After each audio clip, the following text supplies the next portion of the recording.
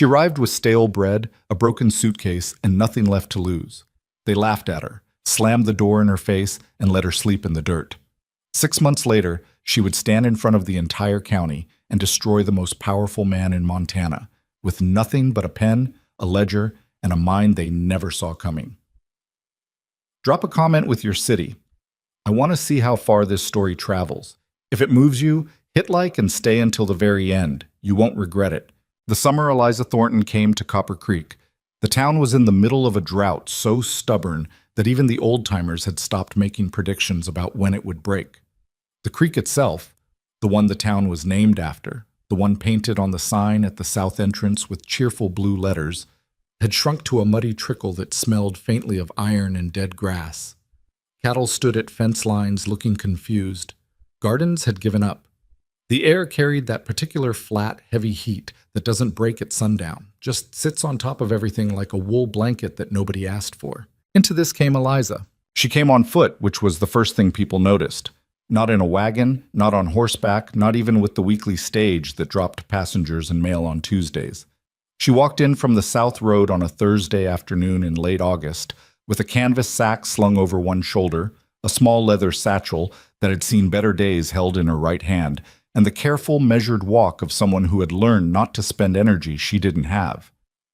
She was a large woman, broad-shouldered, heavy-set, with the kind of body that people in Copper Creek felt perfectly comfortable forming opinions about before she had spoken a single word. Her dress was clean but faded at the elbows and hem. Her boots were good boots once, but that was probably 3 or 4 years ago, and they showed it. Her dark hair was pinned up against the heat, a few strands coming loose around her temples. She had a wide, square face, steady dark eyes, and an expression that gave nothing away. She walked down Main Street without stopping, took in the hardware store, the feed merchant, the 2-story saloon with the broken shutter on the upper left window, the barber shop, the post office, the dry goods store, the church at the far end with the cracked bell tower. She was making a map in her head, the way a person does when they don't know how long they're staying, but they've learned to know a place before they need to move through it in a hurry. At the far end of Main Street, just before the road bent north toward ranch country, there was a boarding house, Mercer's, with a painted board out front advertising rooms, meals, respectable tenants only. The paint on respectable was newer than the rest. Someone had gone back and touched it up recently. Eliza pushed open the front gate, walked up the path, and knocked. The woman who answered the door was Agnes Mercer, who had run the boarding house for 11 years and had, over that time, developed a set of opinions about people that she applied quickly and without much revision. She was a narrow woman, thin in the way that suggests discipline rather than deprivation, with small eyes that moved fast and a mouth that didn't move much when she wasn't using it. She looked at Eliza, looked at the sack, looked at the boots. Her eyes moved up and down once, and that was all the assessment she needed. "Full up," Agnes said. Eliza's expression didn't change. "I can see 3 empty windows from the street." Agnes's mouth pressed flat. "Full up with confirmed reservations." "I have coin." Eliza set the satchel down carefully on the porch step, opened it, and counted out exact change for a week's room and board. Not flashy, not begging, just clean and direct. "A week up front. I won't be any trouble." Agnes Mercer's eyes went to the coins and then back to Eliza's face. And the thing that moved across her expression in that moment was not complicated. It wasn't cruelty exactly. It was something smaller and uglier than cruelty. It was simple dismissal, the kind that doesn't even bother to be mean because it doesn't register the other person as someone worth being mean to. "I said full up," Agnes said. "I'd appreciate it if you moved along. You're blocking my step." And she closed the door. Not slammed. That would have been dramatic, would have implied Eliza had provoked something. Agnes simply closed the door, the latch clicking shut with a quiet, final sound that somehow managed to be worse than a slam. Eliza stood on the step for a moment. She picked up her satchel. She turned around, walked back down the path, and let herself out through the gate. She stood on the street with the afternoon sun hitting the side of her face and took a breath that she let out slowly through her nose. Then she looked up and down the street with those steady dark eyes, doing the math. She had enough coin for maybe 3 nights in a boarding house, assuming she found one willing to take her. She had not eaten since the morning. A half piece of stale bread she'd saved from 2 days ago, and a handful of dried apple from the bottom of her sack. She had no job, no contacts in this town, no letter of introduction from anyone. She had come to Copper Creek because it was the next town on the road, and the town before it had made her position very clear. She found a bench outside the post office and sat down, not in defeat, but in the practical manner of someone who needs to think and sees no point in doing it standing up. She set both bags between her feet. A dog trotted past and sniffed at her sack and kept going. A man came out of the dry goods store with a crate of something and didn't look at her. Two women crossed the street in front of her in the middle of a conversation they were having with each other and continued it right past her without a pause. In Copper Creek, Eliza Thornton was already invisible. She hadn't even been there 2 hours. Inside the saloon across the street, Gideon Cross was having an argument with his youngest brother about fence posts. This was not unusual. Gideon Cross, at 34, had been having arguments with his brothers about various things for as long as any of them could remember. And the arguments were rarely actually about the stated subject. They were about the fact that they were 5 grown men living and working in extremely close proximity on a ranch that their father had left them equally, which sounded fair and played out like a permanent negotiation over everything from grazing schedules to who left the gate to the south pasture unlatched again. There were 5 of them. Gideon, the oldest, who had his father's jaw and his mother's stubbornness, and ran the ranch with the kind of focused intensity that people sometimes mistook for coldness until they'd known him long enough.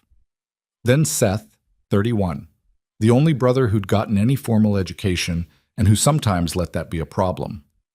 Then Caleb, 28, who was the hardest worker of the 5 but had a temper that flared fast and cooled fast, like a pan fire. Then Miles, 25, who was quieter than the rest and noticed things, which made him useful in ways his brothers didn't always appreciate. And finally Danner, 22, the youngest, who had strong opinions about fence posts and about many other things, and was currently expressing them at volume. "I'm telling you," Danner was saying, leaning both elbows on the bar with the entitled posture of a man who considers himself to be making an obvious point, "we can get them cheaper from Fallon's. I did the numbers."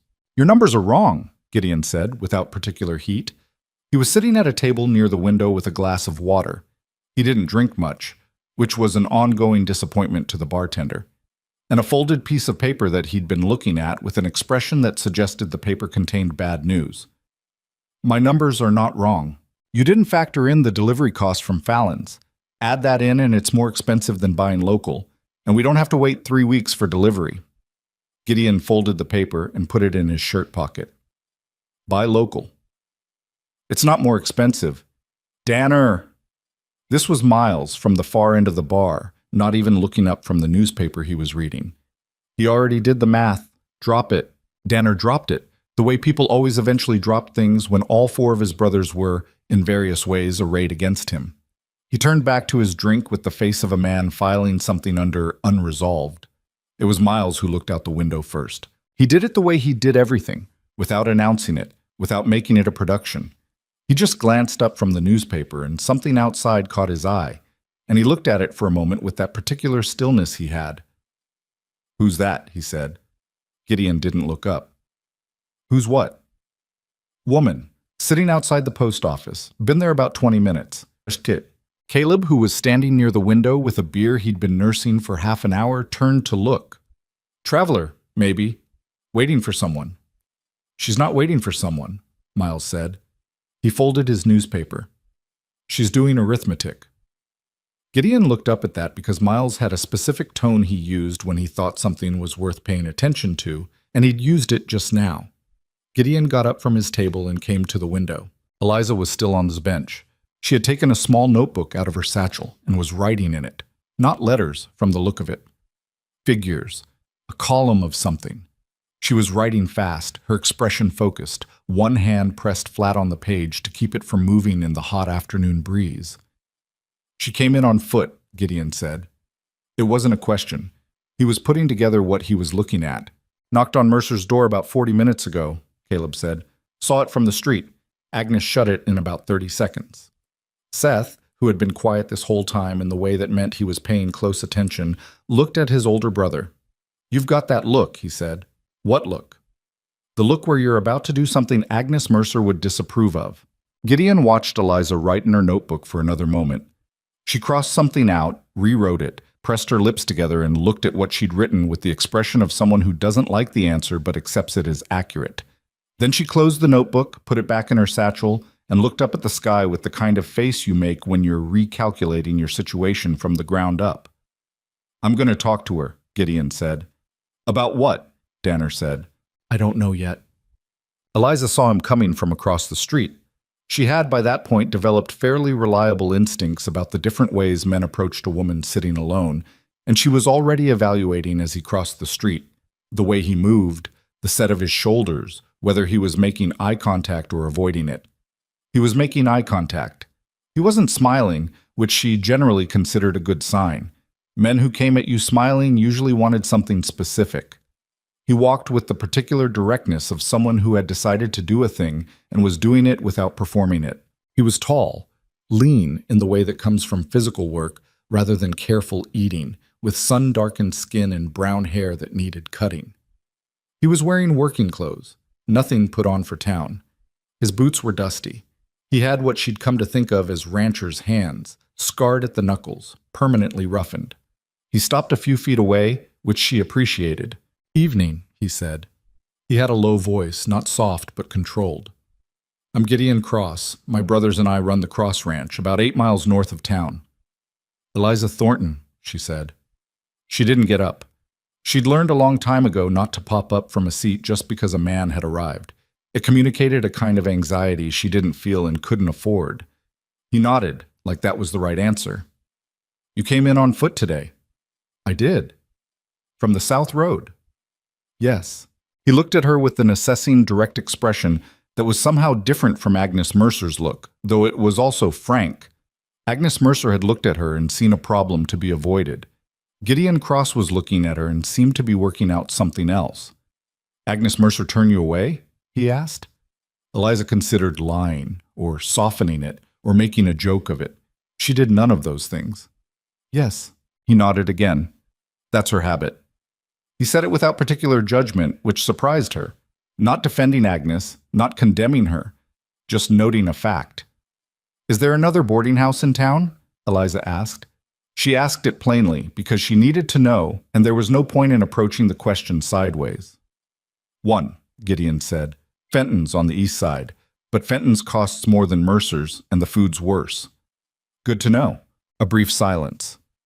He didn't fill it immediately, which was unusual. Most people rush to fill silence with something.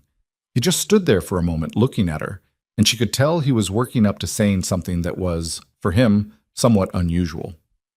"I've got a proposition," he said finally, "and I want to be straight with you about what it is, because I don't think straight talk is always the first thing people offer a woman in your position, and that seems wrong to me." Eliza looked at him steadily. "Go ahead." "The ranch needs help. Not just ranch work, the house side of things. Records, accounts, managing the household. My brothers and I are not organized men.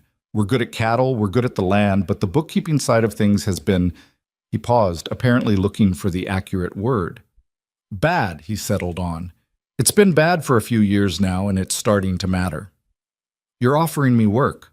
I'm offering you room, board, and wages. A private room in the ranch house. 3 meals a day. The wages are modest, but they're honest, and they'll be paid on time." Eliza was quiet for a moment. The sun had moved lower, and the heat was finally starting to soften at the edges. She looked at Gideon Cross and did the same calculation she always did when something seemed too direct to be genuine. She went looking for the thing underneath it, the angle, the expectation that wasn't being stated. She didn't find one. That didn't mean it wasn't there, only that she couldn't see it from here. "Why?" she said. He tilted his head slightly. "Why what?" "Why me? You don't know me. You've known I existed for about 15 minutes.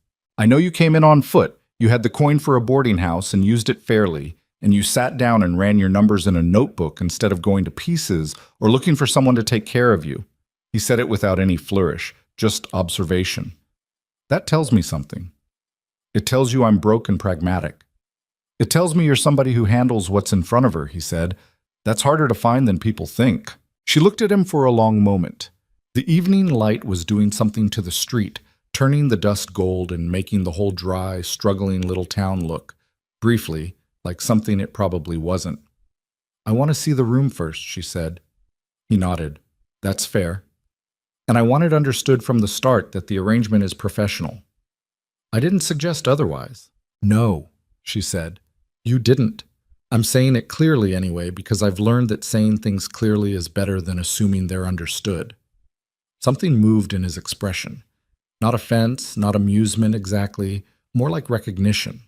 Like she'd said something he agreed with. "All right," he said. "Fair enough." She stood up, picked up her bags, and looked at him directly. "I'll need to speak to your brothers." "They're across the street." She looked toward the saloon, then back at him. "Now?" "No better time," he said. The meeting with the Cross brothers was not what anyone involved would have described as smooth. Seth was polite in the careful way of someone who had learned politeness as a skill and was deploying it consciously. Caleb looked her over with frank suspicion. Not the small, dismissive kind Agnes Mercer had shown, but the direct, almost respectful kind. The kind that says, "I don't know you, and I'm not pretending otherwise." Miles, she noticed, had already been watching her. He was the one who'd spotted her from the window, she suspected, though she had no way to confirm it. He was quiet, but present in the way of someone who absorbs things. Danner was the most complicated. He was young enough to be uncertain how to behave, and old enough to cover that uncertainty with a kind of aggressive nonchalance that he wasn't quite pulling off. "You know accounts?" Seth asked. He'd put on the skeptical face of someone who has been burned by bad information before. "I know accounts," Eliza said. "I ran the books for my family's farm from the age of 14 until—" She stopped. "For several years. I can show you what I know if you want me to demonstrate it. I don't mind a test." "What happened to the farm?" Caleb asked. Blunt, but not unkind. "That's a longer story," she said, "and I'll tell it when I know you better. What I can tell you right now is that I'm capable, I'm honest, and I won't be a problem." Caleb held her gaze for a moment, then looked at Gideon with an expression that communicated something between the two of them, some private ledger of assessment that she wasn't privy to. Then he looked back at her. "You cook?" he asked. "I cook," she said. "Better than Seth?" "Caleb," Seth said. "It's a real question." Caleb spread his hands. "Seth made biscuits last Sunday that I could have shot a horse with." "I make acceptable biscuits," Eliza said.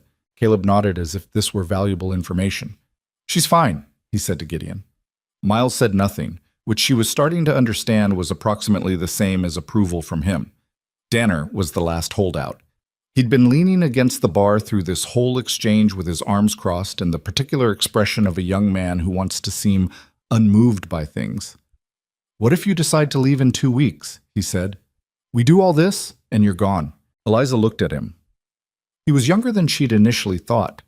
There was something around his eyes that was still, despite the attitude, the eyes of someone who hadn't been disappointed enough times to stop expecting things. "Then I'll leave in 2 weeks," she said. "I can't promise you I'll be there forever. I can promise you I'll be honest with you about where I'm at. That's all anyone can promise." Danner chewed on this. "What's in it for you?" "A room," she said. "A meal. A place to work that isn't a ditch." She kept her voice even. "That's enough." Something in his expression shifted. Not warmth exactly, but the dropping of a pretense. "Okay," he said quietly, like he hadn't quite meant to say it out loud. They loaded her bags into the back of the wagon.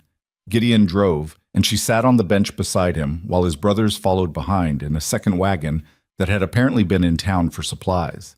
The road north climbed out of the valley and curved through low hills with sparse pine and scrub grass. The heat was finally breaking as the sun dropped, and the air had taken on that particular quality. It gets in the high plains at dusk, cleaner and wider, like someone had opened a window in the sky. Neither Gideon nor Eliza spoke much. He pointed out landmarks once or twice, the far edge of the cross range, the ridge where a neighbor's fence line ran. Practical information, the kind a person would need to know. She absorbed it and asked 2 questions, both of them practical. "The accounts," she said at one point. "You said they've been poorly managed. How poorly?" He was quiet for a moment, which told her something. "We've had money leaving the ranch for the last 2 years that I can't fully account for," he said. "Not huge amounts, but steady. You think someone's stealing? I think something is wrong, he said carefully. I don't like making accusations I can't support. Do you have the records? All of them? Whatever exists? They're in the ranch office, such as they are. I'll start there, she said. He glanced sideways at her. You don't want to settle in first? I want to see what I'm dealing with, she said. I can settle in after. He looked back at the road, and she saw the corner of his mouth move slightly.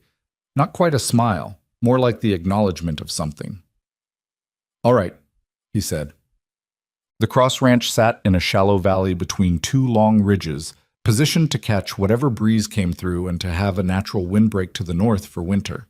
It was not a grand ranch. There were working ranches in Montana by that time that had grown into something resembling small kingdoms, but it was solid, substantial.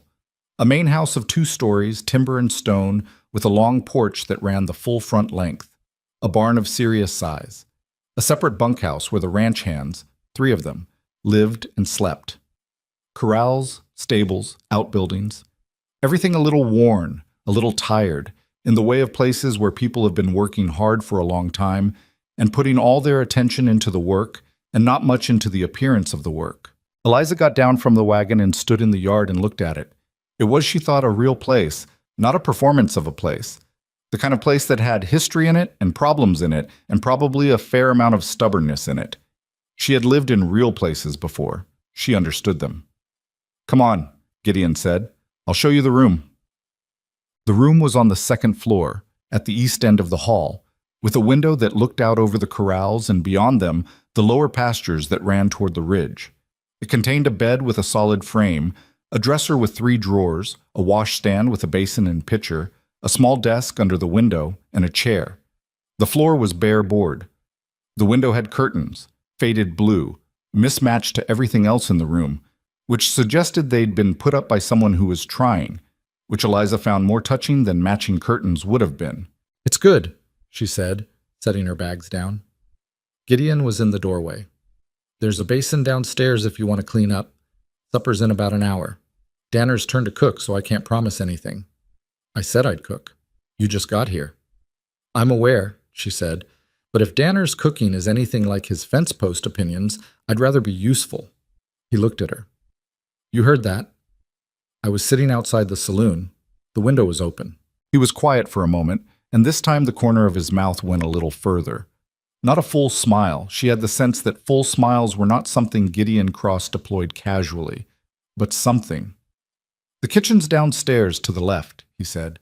There's a pantry through the back door. Whatever's in there, use it. Thank you, she said. He nodded once and turned to go. Gideon. He stopped, turned back. Why did you come across the street? She said. Really, you could have left me alone. He held her gaze for a moment, and she had the sense he was deciding whether to give her the short answer or the real one. My father built this ranch, he said. He had nothing when he started. Came here with nothing, worked for someone else for 7 years before he had enough to buy this land. He paused. He told us, when we were kids, there are 2 kinds of people. The ones who got here already, and the ones who are still trying to get here. He said the worst thing you can do is forget which one you used to be. He looked at her steadily. I hadn't forgotten. He turned and walked down the hall, and she heard his boots on the stairs, and then she was alone in the room that was, for the moment, hers. She sat on the edge of the bed and looked at the window. Outside, the last of the light was going amber over the pastures. The cattle were moving, slow shapes in the distance. Somewhere in the barn, a horse was making the soft percussive sound of a horse who has been fed and is content. The air coming through the window was cooler now, carrying the smell of dry grass and something faintly mineral, the particular smell of Montana open country at the end of the day. She pressed her hands flat on her knees and looked at the room and breathed. She had been in a lot of temporary places. She knew how to not get attached to rooms, to not start thinking of things as hers, because the moment you started thinking of things as yours was the moment losing them cost you something. She knew the discipline of it, had practiced it for years, had gotten very good at keeping herself portable in the ways that mattered. But the room was quiet, the bed was solid, and somewhere downstairs a kitchen was waiting. She was hungry, she was tired. She had nowhere to be in the morning except here. She got up, smoothed her dress, checked her face in the small mirror above the washstand, and went downstairs to cook. Supper that night was a revelation to the Cross brothers. Not because Eliza did anything elaborate, but because she made what was available into something that actually tasted like food. She found dried beans in the pantry, a ham hock, onions, cornmeal, lard, and the tail end of what had once been a cured side of pork. She made ham and bean soup and cornbread, both from scratch, in about 45 minutes, moving through the kitchen with the unhurried efficiency of someone who has cooked for people who needed feeding and knew the difference between cooking and performing. The brothers came in from various corners of the ranch and settled around the long table in the dining room, which, Eliza had noticed on her way through, had a film of dust on the sideboard and a stack of papers that had been accumulating in the corner until they'd achieved a kind of geological permanence. And there was a silence when the food arrived that she recognized as the silence of men who had been eating each other's cooking for too long. "Holy," Danner started. "Don't," Seth said. "I'm just saying." "I know what you're saying. Eat your soup." Miles ate without comment, which was, she was learning, his version of a standing ovation. Caleb ate, looked up at her from across the table, and said, "You do this every night, and I will personally make sure Danner stops leaving the south gate unlatched." "That was one time," Danner said. "It was 4 times. "Can we not?" Gideon said mildly. "I'm happy to cook if that's useful," Eliza said. "But I want to be clear it's not the only thing I'm here to do." "No one said it was," Gideon said. "I know." She looked around the table at all 5 of them. "I'll start on the accounts tomorrow morning. I'd like to go through everything that exists.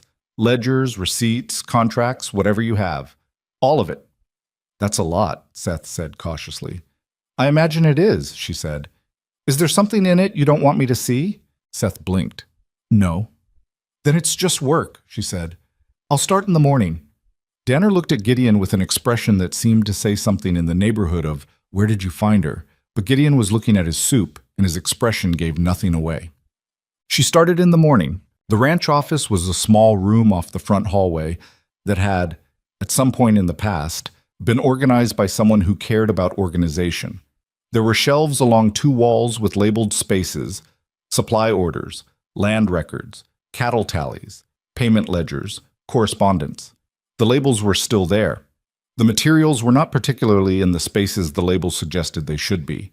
Receipts had migrated into ledger books. Land records were in 2 different places. There were multiple years where the ledger entries simply stopped for months at a time and then resumed, without explanation or reconciliation. Eliza pulled everything off the shelves, made 3 stacks on the desk, and 2 on the floor, and began.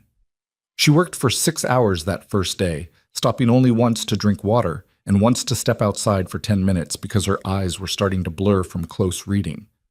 By early afternoon, she had organized everything by type and date. By evening, she had reconciled 2 years of incomplete ledger entries.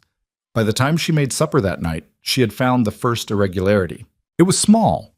Small enough that you'd miss it if you weren't looking for it, and small enough that you might dismiss it as a recording error if you saw it once. But it wasn't once. It was a pattern. A recurring charge, labeled with a supplier name she'd have to check, appearing in the supply ledger at irregular intervals for amounts that varied just enough to avoid a pattern, but not enough to hide one from someone looking at the whole picture at once. She didn't say anything that night. She kept her expression neutral through supper, listened to the brothers argue about the east fence line, and went to bed. She lay in the dark and looked at the ceiling and thought about patterns, and about what you do when you find one, and about the particular weight of knowing something and not yet knowing enough. In the morning, she would know more. That was the thing about records. They didn't lie. They couldn't. They just waited for someone patient enough to read them. Eliza Thornton had been many things in her life. A farmer's daughter, a drifter, a woman judged before she'd opened her mouth. But she had always been patient, and she was very, very good at reading. Outside the window, the Montana sky was moving into dawn, gray and wide and flat, and the first sounds of the ranch coming awake were rising up from the yard below. Boots on gravel, the distant call of a crow, the low sound of cattle. The smell of dust and grass came in through the gap in the curtains. She pressed her hands flat on the quilt, the same way she'd pressed them on her knees the night before on the bed. Tomorrow, she'd know more. Yeats. The summer drought broke 3 weeks after Eliza arrived. By then, she had found 12 irregularities in the ranch's accounts, spanning 4 years. She had not yet told Gideon what she suspected. She was still building the case the way she'd built everything in her life, methodically, piece by piece, making absolutely certain before she spoke.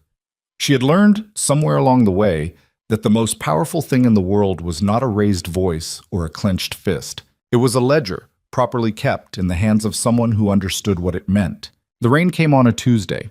It started the way drought-breaking rain always starts in that country. Not gently, not with warning, but all at once, like the sky had been holding its breath for 3 weeks and finally exhaled.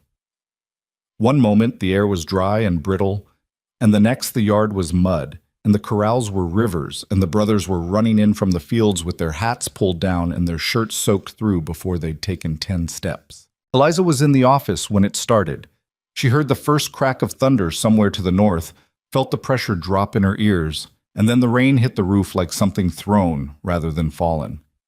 She got up and closed the window. The papers, she thought first, always the papers, and then stood for a moment listening to it hammer down on the shingles above her head, and felt something she hadn't felt in longer than she could precisely remember. Relief. Not her own. The land's. The particular relief of something that has been surviving on not enough, and is finally getting what it needs. She sat back down and returned to the ledger. She had been at the accounts for 3 weeks by then, and she had stopped thinking of them as chaotic. Chaos implies randomness. What she was looking at was not random. It had a shape to it. Once you knew where to look, the way a figure hidden in a drawing has a shape once your eyes find the right angle. And Eliza's eyes had found the angle on day 4. The supplier name was Renner and Associates. It appeared first in a ledger from 4 years back. A modest entry, $7.60 for sundry equipment maintenance, authorized by a signature she didn't recognize and had not yet placed. It appeared again 6 weeks later. Then again. The amounts varied between $6 and $22, never large enough to require Gideon's personal sign-off under the ranch's own informal accounting rules, always just below the threshold that would have prompted a second look. Someone had understood exactly where that threshold was. Over 4 years, Renner and Associates had collected $341 from the Cross Ranch for sundry equipment maintenance, for which there was not a single corresponding record of work performed, tools delivered, or service rendered.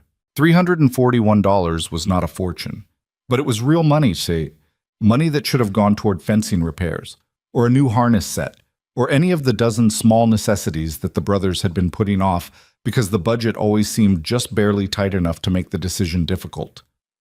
That tightness was not accidental. On the morning of day 18, she'd found the second thread. This one was subtler.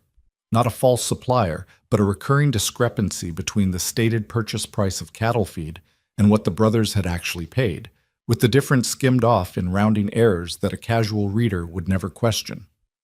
2 cents here, 8 cents there, $1.43 on a large order. Small numbers, extremely consistent pattern. She put the 2 threads side by side in her notebook, the Renner entries and the feed discrepancies, and looked at them for a long time. Then she started looking for a third. She found it on day 20 in a stack of correspondence that had been shoved in a box under the desk and apparently not touched in 2 years.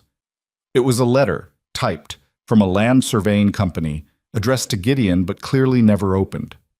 The envelope had been slit, not by Gideon, she was increasingly certain, and then tucked back into the pile, slit side down.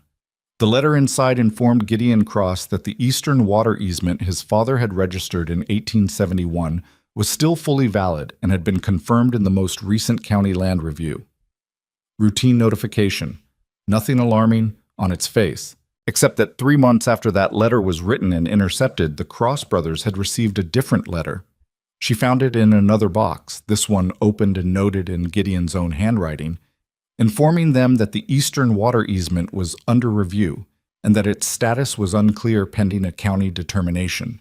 They had apparently spent the following year in a low-level anxiety about the water rights, paying 2 separate legal consultations to confirm they were in the clear, which they had always been in the clear. Someone had wanted them worried, distracted, and spending money on lawyers. She sat back in the office chair and listened to the rain and thought about what kind of person does a thing like that. Not a petty thief. A petty thief just takes the money and leaves. This was something more patient, more deliberate, someone who wanted the Cross Ranch slowly undermined, its resources quietly depleted, its owners kept off balance and slightly anxious, never quite failing but never quite stable either. That kind of long game meant someone who expected to profit from it eventually, not in small receipts, but in something larger. She needed to know who Renner and Associates actually was. She needed to know who had access to this office 4 years ago and who had been handling the mail. And she needed to decide when to tell Gideon. She was still working through the last question when the door to the office opened and Caleb came in, dripping from the rain, tracking mud, pulling off his hat and shaking it in a way that distributed water across a meaningful portion of the room. "Sorry," he said, noticing her expression. He stopped shaking the hat. "You find something?" She looked at him. Of the 4 brothers, Caleb was the one she'd been least sure of in the beginning. His directness read as aggression until you understood it was just the way he was wired, that he said what he thought because it had never occurred to him to do otherwise, and that this made him, in practice, one of the more trustworthy people she'd met in recent years. "Sit down," she said. He sat, still dripping slightly, with the focused expression of a man who can tell that what he's about to hear is going to require him to pay attention. She walked him through it. Not all of it. She kept the 3rd thread, the letter, for when she had the full picture. But she laid out the Renner charges and the feed discrepancies clearly, showing him the ledger entries, the dates, the pattern. She did it the way she always did things, straightforwardly, without drama, letting the numbers do what numbers do. Caleb said nothing for a long time. He looked at the ledger pages she'd set in front of him. He had his hat between his hands and he was turning it slowly, which she had come to understand was what he did when he was thinking hard. $341, he said finally. Over 4 years. Who is Renner and Associates? I don't know yet. That's the next thing I need to find out. He looked up at her. You think someone on the ranch is involved? I don't know that either, she said carefully. What I know is that someone with access to this office and this mail was involved. I'm not ready to say more than that. He set his hat on the desk and rubbed his face with both hands, a rough, unselfconscious gesture that was very Caleb. Gideon needs to know, he said. Yes, she said, tonight. You want me there? She thought about it. She thought about Gideon's face, about the controlled way he carried himself, about the particular way his jaw had tightened when she'd first asked him about the irregular charges 3 weeks ago. He knew something was wrong. He'd known for a while. Finding out that the knowing had been justified was not going to be an easy moment for him. Not tonight, she said. I'll talk to him. Caleb nodded, looking at her steadily. You know, he said, when Gideon brought you here, I didn't know what I thought, to be honest. I thought maybe he'd done something sentimental. He did do something sentimental, Eliza said. Maybe. He stood up, picked up his hat. But you're not, are you? Sentimental. She considered this. Not about numbers, she said. He almost smiled. Good, he said, and went back out into the rain. She told Gideon that evening after supper when the other brothers had dispersed in their usual directions. Danner to the bunkhouse to play cards with the ranch hands, Seth to his room with a book, Miles to the barn on some self-assigned errand that he'd mentioned and then not elaborated on. She knocked on the office door, where Gideon had retreated with his own pile of correspondence. You have a minute? She said. He set his papers down and turned to face her, and she saw immediately that he'd been expecting this. Not the specific content, but the tone, the knocking instead of just speaking, the particular way she was standing in the doorway. He'd known, probably since the first week, that she was going to find something. She closed the door behind her and laid it out. She showed him the ledger. She showed him the Renner entries, each one marked with a small pencil tick, the dates and amounts in her neat columns beside them. She showed him the feed discrepancies. She told him about the intercepted letter and put it on the desk in front of him, open, the surveying company's letterhead visible. He read it twice. She watched his face go through several things, confusion, recognition, and then a kind of quiet, contained fury that was much more alarming than a loud one would have been. This letter, he said. His voice was level. It was opened. Yes. And then put back. Yes. Someone wanted you not to see it. He set it down with a deliberate care that cost him something. She could see it costing him. "The Renner charges," he said. "Who authorized them?" "The signatures are inconsistent. Some look like an older hand. One looks like it might be a deliberate attempt to mimic your father's signature." She paused. "I can't be certain of that last part. You'd know your father's signature better than I would." He pulled the ledger toward him and looked at the entry she indicated. His expression did something complicated. "That's not my father's hand," he said quietly.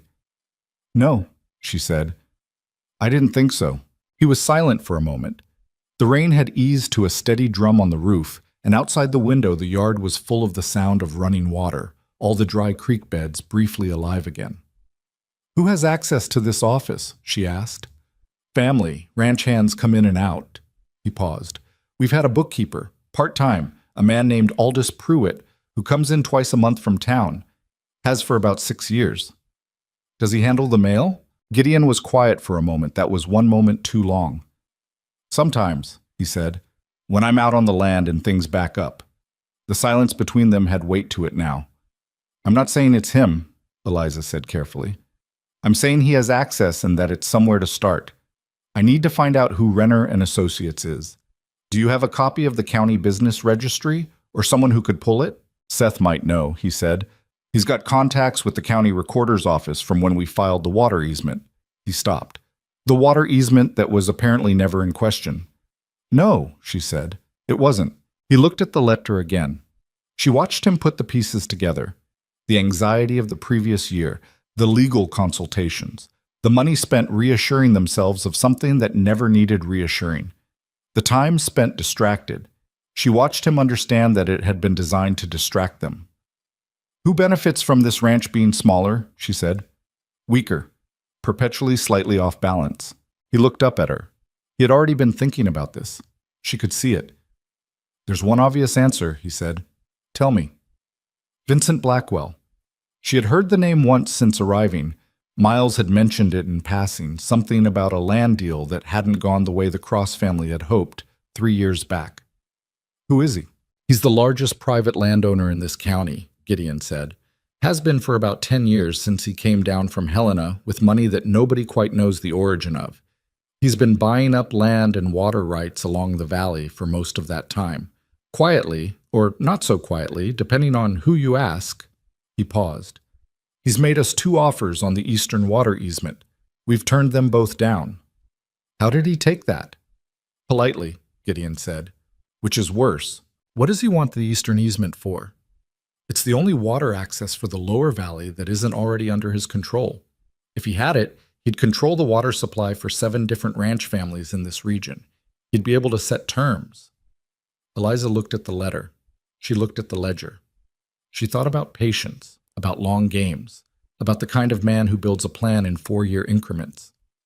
"Has he ever met me?" she said. Gideon frowned slightly at the question.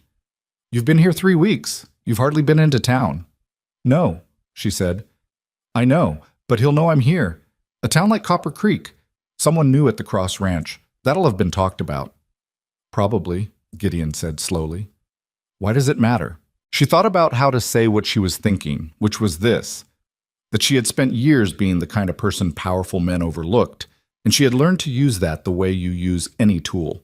She was a large, poorly dressed woman who had arrived in town with nothing and been turned away from a boarding house.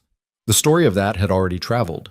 To a man like Blackwell, careful, calculating, accustomed to categorizing threats, she would not read as a threat. She would read as an irrelevance. "It might not matter at all," she said. "I just want to know what I'm walking into before I finish building the picture." He studied her for a moment. "You think this connects to Blackwell?" "I think it might. I don't have enough to say yet." She began gathering the papers back into their organized piles. "Give me a week. I want to find out what Renner and Associates is, and I want to look at the county land filings for the past 5 years. Do you have those?" "Some of them. The rest would be at the county recorder's office." "Can you get them?" "Seth can," he said. "I'll ask him tomorrow." She nodded. "One more thing." She stopped with the papers in her hand and looked at him directly, the way she'd learned to do when she needed someone to understand that she wasn't softening something. "Whoever set this up, they've been doing it for 4 years, minimum. That means they were patient, and they're going to notice when the money stops moving the way it's been moving. When I close those accounts and the renter charges stop going through, someone is going to know something changed. He held her gaze. You think they'll push back? I think a careful person who's been running a 4-year plan doesn't just walk away when the small part stops working, she said. Yes, I think they'll push back. He was quiet for a moment, and she let the quiet sit. All right, he said. Then we move carefully. We move carefully, she agreed. She said goodnight and went upstairs, and he sat alone in the office with the rain on the roof and the ledger open in front of him, and he sat there for a long time. Seth pulled the county records within 3 days. He had a contact at the recorder's office, a former classmate who had gone into civic administration and who Seth could reach without raising flags by using the ordinary pretext of a water rights confirmation. The records arrived by mail in a large packet, and Eliza took them into the office and did not come out for most of the day. Renner and Associates turned out to be a business registered in Billings in 1883, listing a Mr. P.C. Renner as principal. There was no physical address on file beyond a postal box. The business category was listed as General Services and Consultation, which was the 19th century equivalent of saying nothing at all.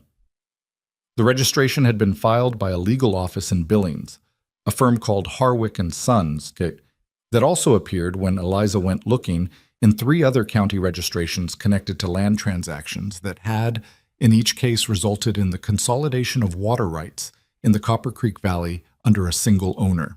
The single owner in each case was not listed by name. It was listed as the Meridian Land and Water Company. It took Eliza until the second night of reading to confirm what she had started suspecting by afternoon.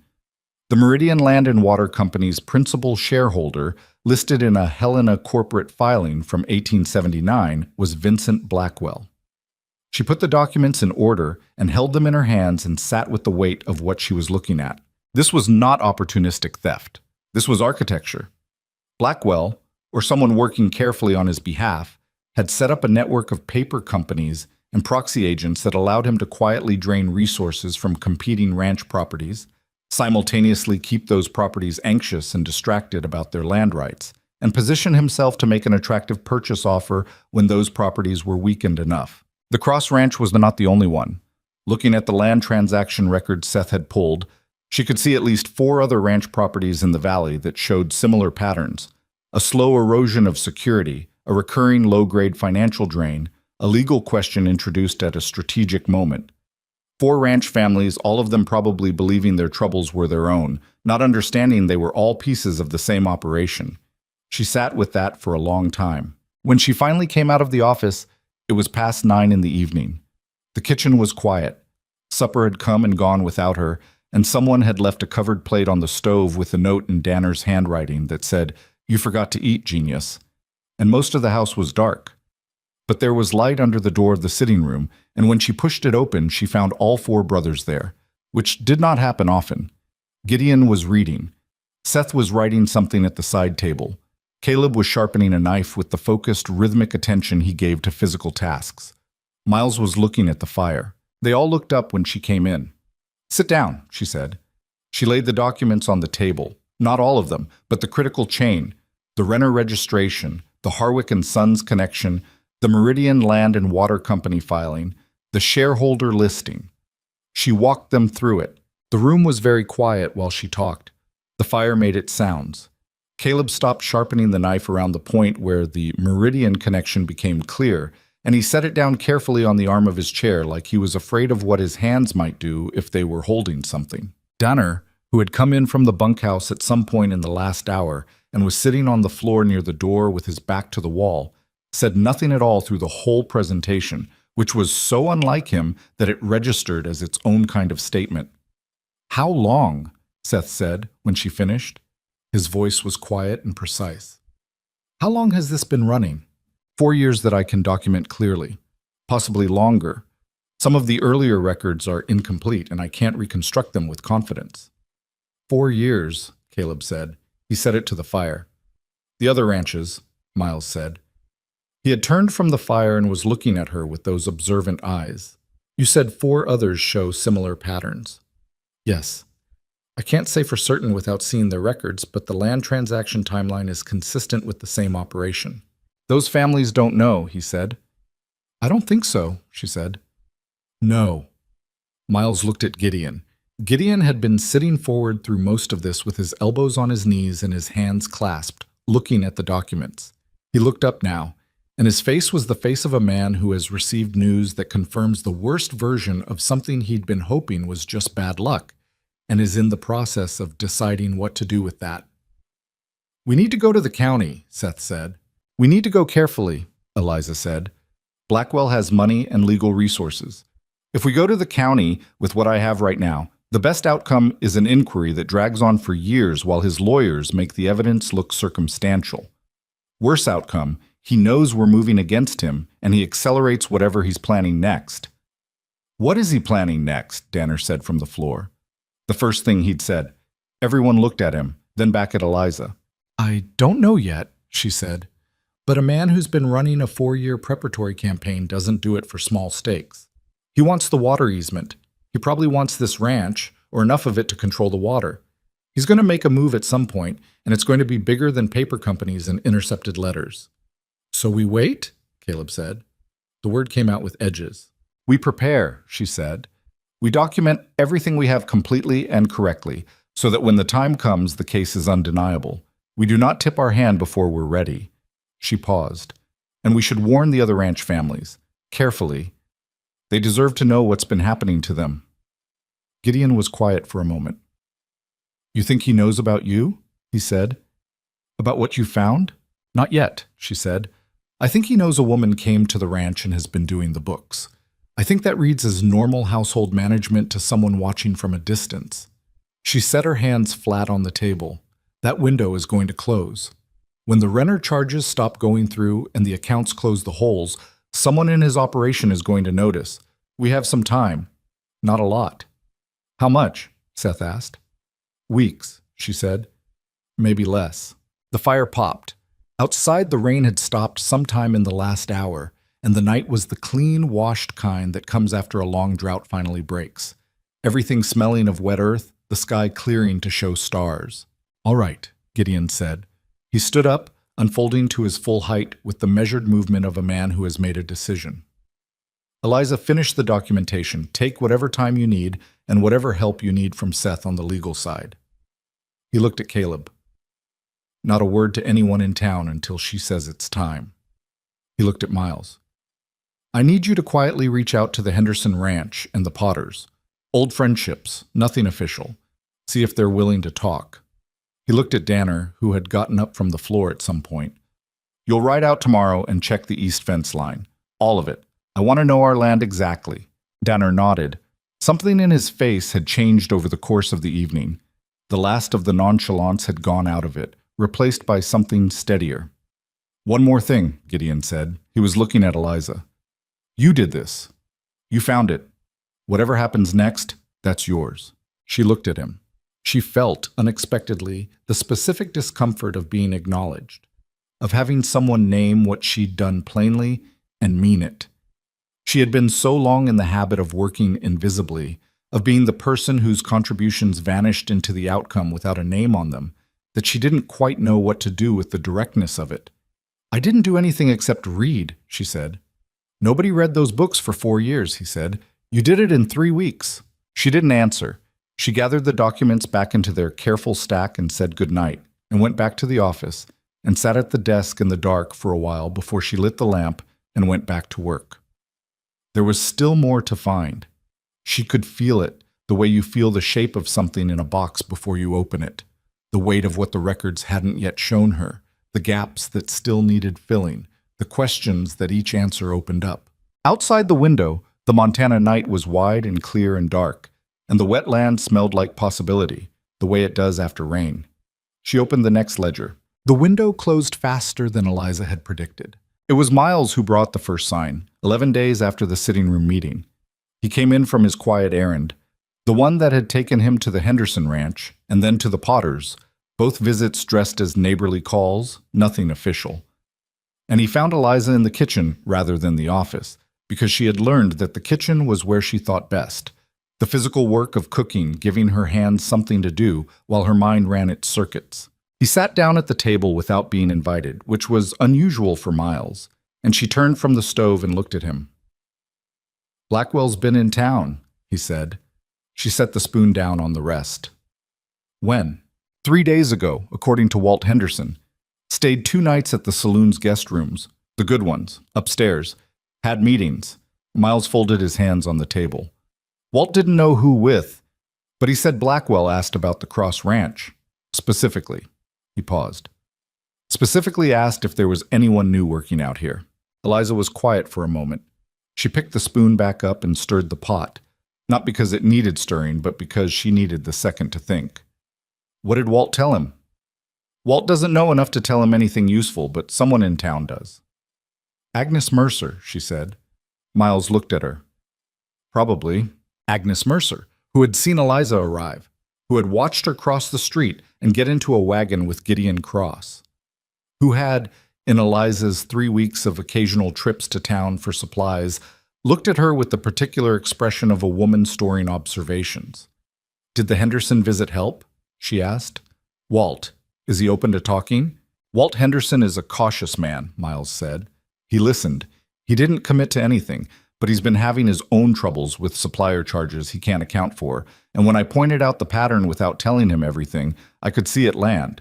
He looked at his hands. "The Potters are angrier. Older couple. They've been ranching that land for 30 years. They've lost 2 pasture parcels in the last 18 months to what they thought were legitimate debt proceedings. Agnes Potter cried when I visited. She thought it was their own mismanagement." Eliza turned back to the stove. The soup was ready, but she left it on the low flame. "It wasn't their mismanagement." "No," Miles said. "It wasn't." He stood up. "Blackwell's coming back to town at the end of the month for the County Water Commission meeting. Walt Henderson heard that too." She turned to face him fully. "The Water Commission meets monthly?" "First Thursday of the month, usually routine. Maintenance reports, seasonal allocation, but Blackwell apparently requested agenda time." "For what?" "Unspecified matter of regional water access," Miles said, quoting the tone of someone who has memorized a phrase. "That's what Walt was told." Eliza stood very still for a moment. Then she walked to the door. "Tell Gideon," she said, "tonight, and tell him I need 2 more weeks." "Do you have 2 more weeks?" She thought about the stack of county land filings still on her desk. She thought about the chain she'd been building. Renner to Harwick, to Meridian to Blackwell. And the 3 links she still needed to make it legally airtight rather than merely persuasive. She thought about Agnes Potter crying at her own kitchen table, believing her family had failed. "I'll make 2 weeks," she said. She worked like she had not worked since the early weeks on her family's farm, when the harvest was coming and there was never enough time, and the only answer was to stop sleeping more than you absolutely had to. She was at the desk before the ranch woke, and still there when the house went quiet at night. Seth brought her coffee in the mornings without being asked and reviewed her legal interpretations in the evenings, with the careful precision of a man who understood that imprecision, in this context, was the same as failure. Caleb, in his undemonstrative way, started leaving food on the corner of the desk.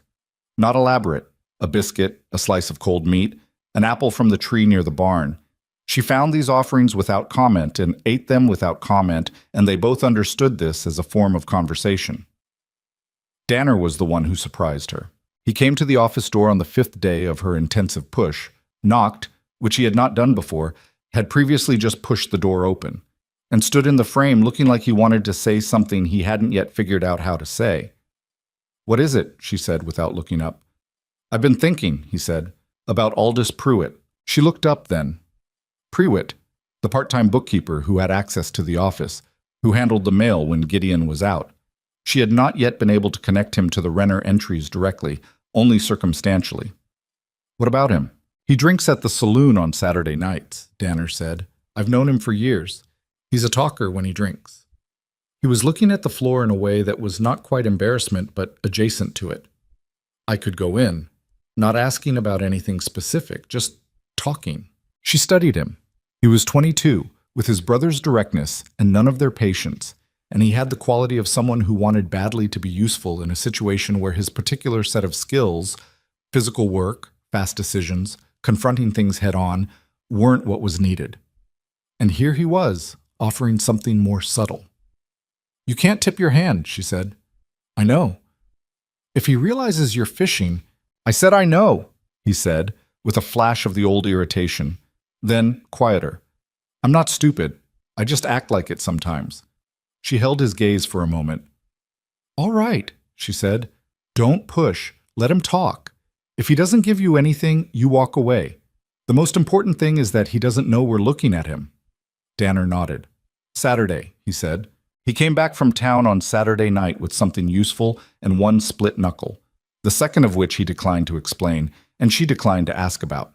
What he'd gotten from Prairie, over 2 beers, in the casual way of men who've known each other across a bar for years, was a name. Not Blackwell's name, not Harwick's. A smaller name, a middleman. A man called Sutter who worked as a land agent out of a rented office near the county recorder's, and who had, according to Pruitt's loose-tongued account, a very interesting way of making sure things got recorded in the right order. Pruitt hadn't explained what that meant.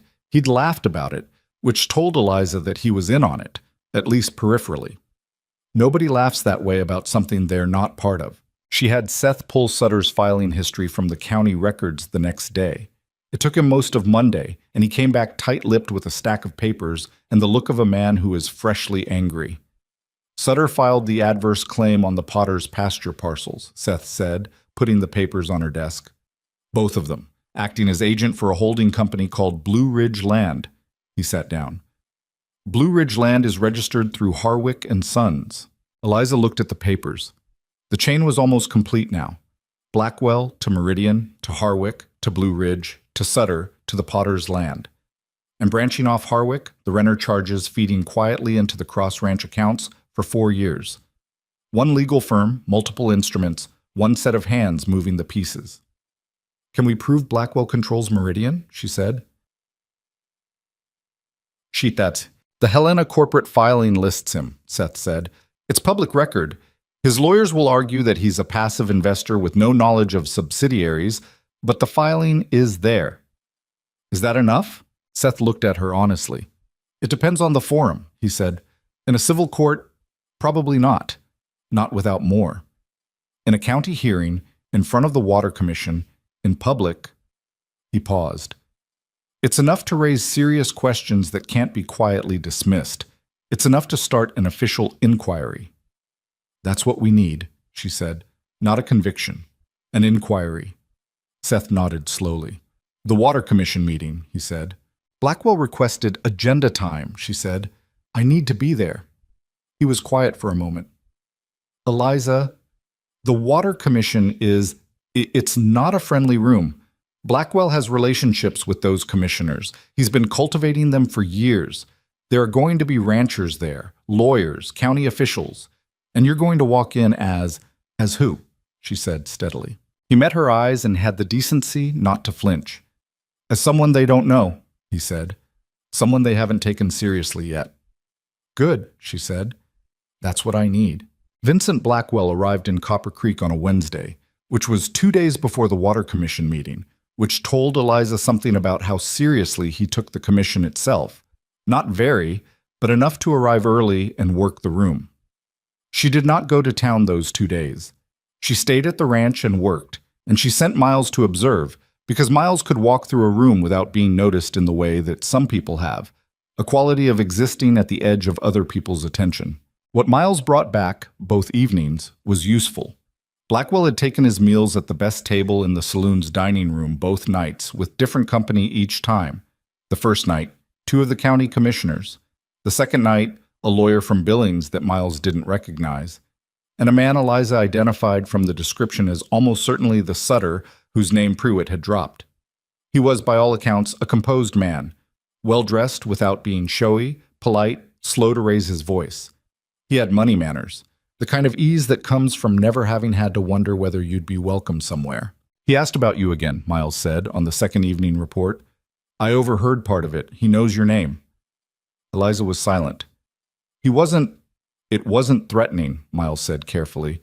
"More like curious." He said, "Who is this woman Thornton? What does she actually do out there?" His lawyer said something about household staff. Miles paused. Blackwell said probably, but worth knowing. He's smart, Eliza said. Yes, Miles said. Smart enough to get this far, she said. Not smart enough to look at a woman sitting on a bench outside the post office and see anything other than what he expected to see. Miles was quiet for a moment. Be careful with that, he said. She looked at him. Underestimating the people who underestimate you, he said. It's useful, but it can make you overconfident. He said it without any particular edge, just Miles observing a thing and saying it plainly. He's been careful for a long time. If he gets a sense that something is off, he'll move fast. She held his gaze. I know, she said. You're right. She turned back to her desk. I'll be ready. The day before the hearing, Gideon found her in the office at near midnight. She had not come to bed. She had not been to bed before 1 a.m. in 10 days. And he appeared in the doorway with 2 cups of coffee and the look of a man who has decided to do something he's been working up to for a while. He set 1 cup in front of her. He sat down across the desk. What do you need tomorrow? He said. She looked up from the documents she was collating into the packet she would bring to the hearing. I need you and your brothers to be there, all 5 of you, and I need Walt Henderson to come if Miles can reach him tonight. He's seen the pattern in his own books, and he's a respected voice in that room. I already talked to Miles, Gideon said. Walt's coming. Agnes Potter wants to come too. Something moved in Eliza's chest at the name. Agnes Potter, who had cried. Good, she said. That's good. He wrapped both hands around his cup and looked at her for a moment in the way he sometimes did. Not uncomfortable, but considering something. Can I ask you something? Yes. You've been at this for 5 weeks, he said. You came here with a bag and a few coins and no reason to trust any of us. Why are you still doing this?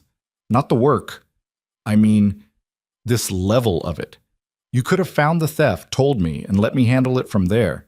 It would have been enough, more than enough. He paused. But you didn't stop. She was quiet for a moment. She looked at the papers in front of her, the Renner entries, the Meridian filing, the chain that led from a paper company in Billings to Agnes Potter crying at her kitchen table, believing she'd failed. I've been in that position, she said, where something was taken from you and you spent years thinking it was your own fault, your own failure. She didn't look up.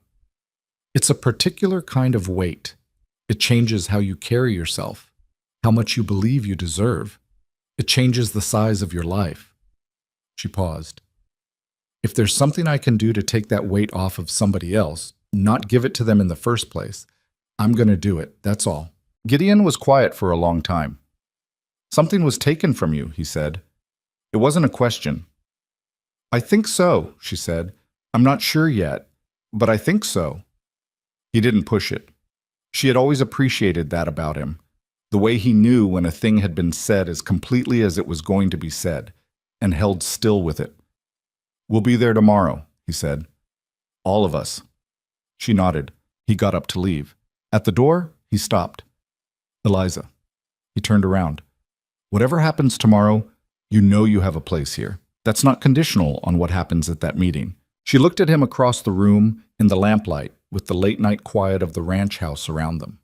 She felt the thing she always felt when someone said something like that, the immediate, involuntary flinching, the protective reflex of a person who has learned that places described as permanent have a way of not being. She felt it, and then she felt something else underneath it, something that had been growing quietly for 5 weeks without her quite noticing. I know, she said. She wasn't completely sure it was true, but she said it, and she let herself say it, and she turned back to her desk and kept working. The morning of the hearing was clear. The sky, the hard, flat blue of early autumn in Montana. The kind of sky that makes everything look sharp-edged and serious. Eliza dressed carefully, not because she had anything impressive to wear, but because care itself meant something, the difference between a woman who is being serious and a woman who is performing seriousness. She put on her best dress, which was clean and pressed and had no tears. She pinned her hair up firmly. She packed her document packet twice, checking the order of each item, making sure every page was where she needed it. She came downstairs to find all 4 brothers in the kitchen, already dressed, already eating. Danner, miraculously, was on time. Seth had a folder of his own. Legal notes, the filing records, backup documentation. Miles was standing by the window in the way he stood when he was preparing himself for something. Caleb looked at her when she came in and said, without preamble, "You ready?" "Yes," she said. "Good," he said. "Eat something first." She ate. It was not easy. Her stomach was doing the particular thing it did before confrontations, the tight, rolling unease of a body that knows something significant is about to happen and is running through its options. She ate anyway, because Miles had been right about overconfidence, and you couldn't afford anything less than fully functional. They drove to town in 2 wagons, Walt Henderson and Agnes Potter joining them at the edge of town. Agnes Potter was a small, stiff-backed woman in her 60s with white hair and a face that had been weathered by decades of outdoor work into something you'd describe as formidable. She sat beside Eliza in the wagon and looked at the packet in Eliza's hands and said, "Is it enough?" "I believe so," Eliza said. Agnes Potter looked at her steadily. "My husband built that land," she said. "He built it from nothing. 2 years ago, I thought I'd watched us lose it through our own stupidity, and I've been carrying that." She looked forward. "If you can show it wasn't that—" "I can show it wasn't that," Eliza said. Not gently, not soft-pedaling it for comfort, but plainly, the way she'd learned the Potters needed things said. Agnes nodded and said nothing else. The County Water Commission met in the town hall, a 2-story building on the east side of Main Street that was the largest indoor space in Copper Creek and was used, on alternate weeks, as a public meeting room and a storage facility for things nobody wanted to deal with. Today it had been arranged in meeting configuration, a long table at the front for the commissioners, rows of chairs behind it for the public, and a standing space along the walls for the overflow crowd that had apparently heard, through the fast and thorough information network of a small town, that something unusual was happening at the monthly water meeting. Eliza walked in and took stock immediately. 3 commissioners at the front table, 2 she didn't know and one whose name Seth had given her, a man named Orfield, who had been on the commission for 6 years and had, according to the county records, voted in favor of Blackwell's previous water access requests on 2 separate occasions. Lawyers along the left wall, several of them. Ranching families in the chairs, more than she'd expected. Word had traveled.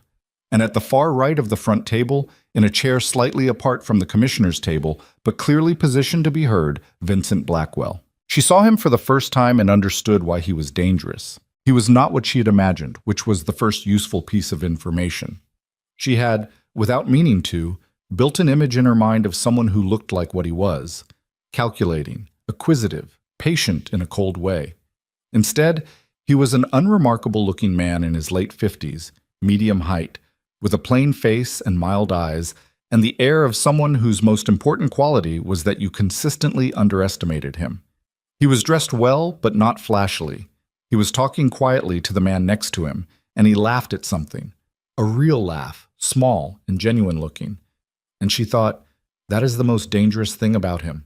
He looks like he means it. He glanced up as she entered and their eyes met briefly, and then his moved on with the flat lack of recognition of someone who has categorized a person and filed them in the wrong drawer. Good, she thought. Keep it there. The Cross brothers filed in behind her, and Henderson and Agnes Potter, and the room shifted in the small cellular way. Rooms shift when a critical mass of people who mean business arrive together. Gideon sat beside her. He did not say anything. She opened her packet and smoothed the first page. Commissioner Orfield called the meeting to order and moved through the routine items with the brisk efficiency of a man who has a specific item later on the agenda and wants to get there. Eliza listened to every word. She watched Blackwell from the side of her field of vision, cataloging his reactions, noting the moment when his lawyer leaned in and said something that made him glance, briefly and with a different quality than before, toward the Cross family's cluster. He'd noticed Gideon. He hadn't noticed what Gideon was sitting next to. Orfield reached item 7, the unspecified matter of regional water access, requested by V. Blackwell. Blackwell stood. He spoke with the practiced ease of a man who has done this many times, laid out a proposal to formalize and consolidate water access management in the Copper Creek Valley under a regional water authority, which would ensure equitable distribution during drought periods, he said. Several heads in the room nodded. It sounded reasonable. It sounded like exactly the kind of sensible, forward-thinking management that a community under periodic drought stress should want. Orfield nodded. Is there discussion? Gideon's hand went up. Orfield looked at him. Looked, Eliza thought, slightly wary. Mr. Cross, I'd like to raise some concerns about this proposal, Gideon said. And I'd like to ask permission for the woman at my side, Eliza Thornton, to present information relevant to the Commission's consideration of it. The room did something, not a sound exactly, a movement of attention, a collective refocusing. Blackwell's expression remained mild, but his lawyer looked at Eliza with a new quality of assessment. Orfield hesitated, the hesitation of a man checking an internal calculation. Concerns of what nature? Financial misconduct, fraud, and the forgery of water rights documentation, Gideon said. He said it quietly and clearly, and the room went completely still. Eliza stood up. Her legs were steady. Her hands were steady. She had the document packet in her left hand, and she looked at the three commissioners, and then at the room full of people who had, most of them, never had cause to take her seriously, and she thought of Agnes Potter sitting ramrod straight in her chair.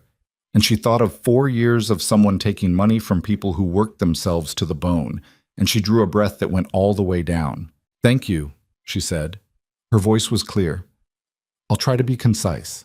And she began. She started with the smallest number, $7.60. She held up the first ledger page, the original Renner entry, the one from 4 years back with the unfamiliar signature beneath it, and she read the amount aloud into the quiet room. She said the date. She said the supplier name. She said what the charge was listed for, sundry equipment maintenance. Then she put that page down and held up the next one. Same supplier. 6 weeks later. Different amount, same category, same vague description. And the next. And the next.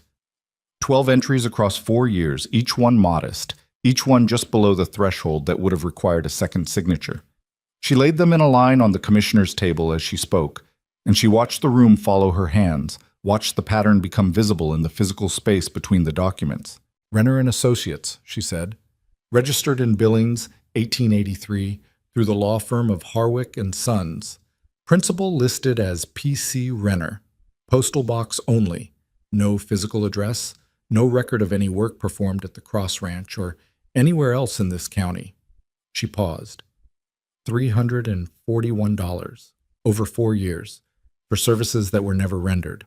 The room was quiet in the specific way that rooms go quiet when information lands. Not stunned silence, working silence, the kind where people are following and calculating and connecting. Blackwell's lawyer was on his feet. His name was Fenn, and he had the smooth, preemptive quality of a man who has interrupted proceedings before and knows the exact tone to use. Commissioner Orfield, I'm not sure what the relevance of a private accounting matter. Sit down, Mr. Fenn, Orfield said. He said it with a flatness that surprised Eliza, a flatness that suggested Orfield was, whatever his prior relationships with Blackwell, a man who did not like being played in front of a room full of his neighbors. You'll have time. Fenn sat. Blackwell had not moved. He was watching Eliza with an expression she could not entirely read. It was not the mild dismissal of before, but it was not alarm either. It was the expression of a man recalculating something. She moved to the second thread. The feed discrepancies.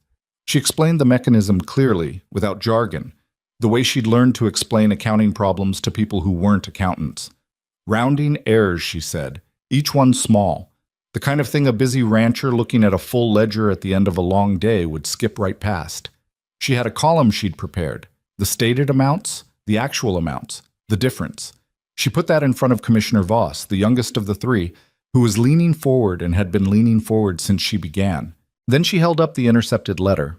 This is a notification from the Hartley Land Survey Company, addressed to Gideon Cross, dated March of 1886. She set it on the table. It confirms that the Cross Ranch's eastern water easement, registered in 1871, was reviewed and validated in the county's most recent land survey. Routine notification. No action required. She paused. It was never opened by its recipient. The envelope was slit and replaced in a stack of office correspondence, face down. 3 months after this letter was written, the Cross family received a separate communication, through different channels, suggesting that their eastern easement was under legal review and of uncertain status. They spent the following year and a significant amount of money in legal consultations confirming rights they had always clearly held. Orfield looked at the letter. He looked at Gideon. You never saw this? No, Gideon said. Not until 5 weeks ago. Who had access to your office correspondence? Family, ranch hands, and a part-time bookkeeper named Aldous Pruitt, Gideon said. He kept his voice even, but Eliza heard what it cost him, the specific discomfort of naming someone who'd sat in his house.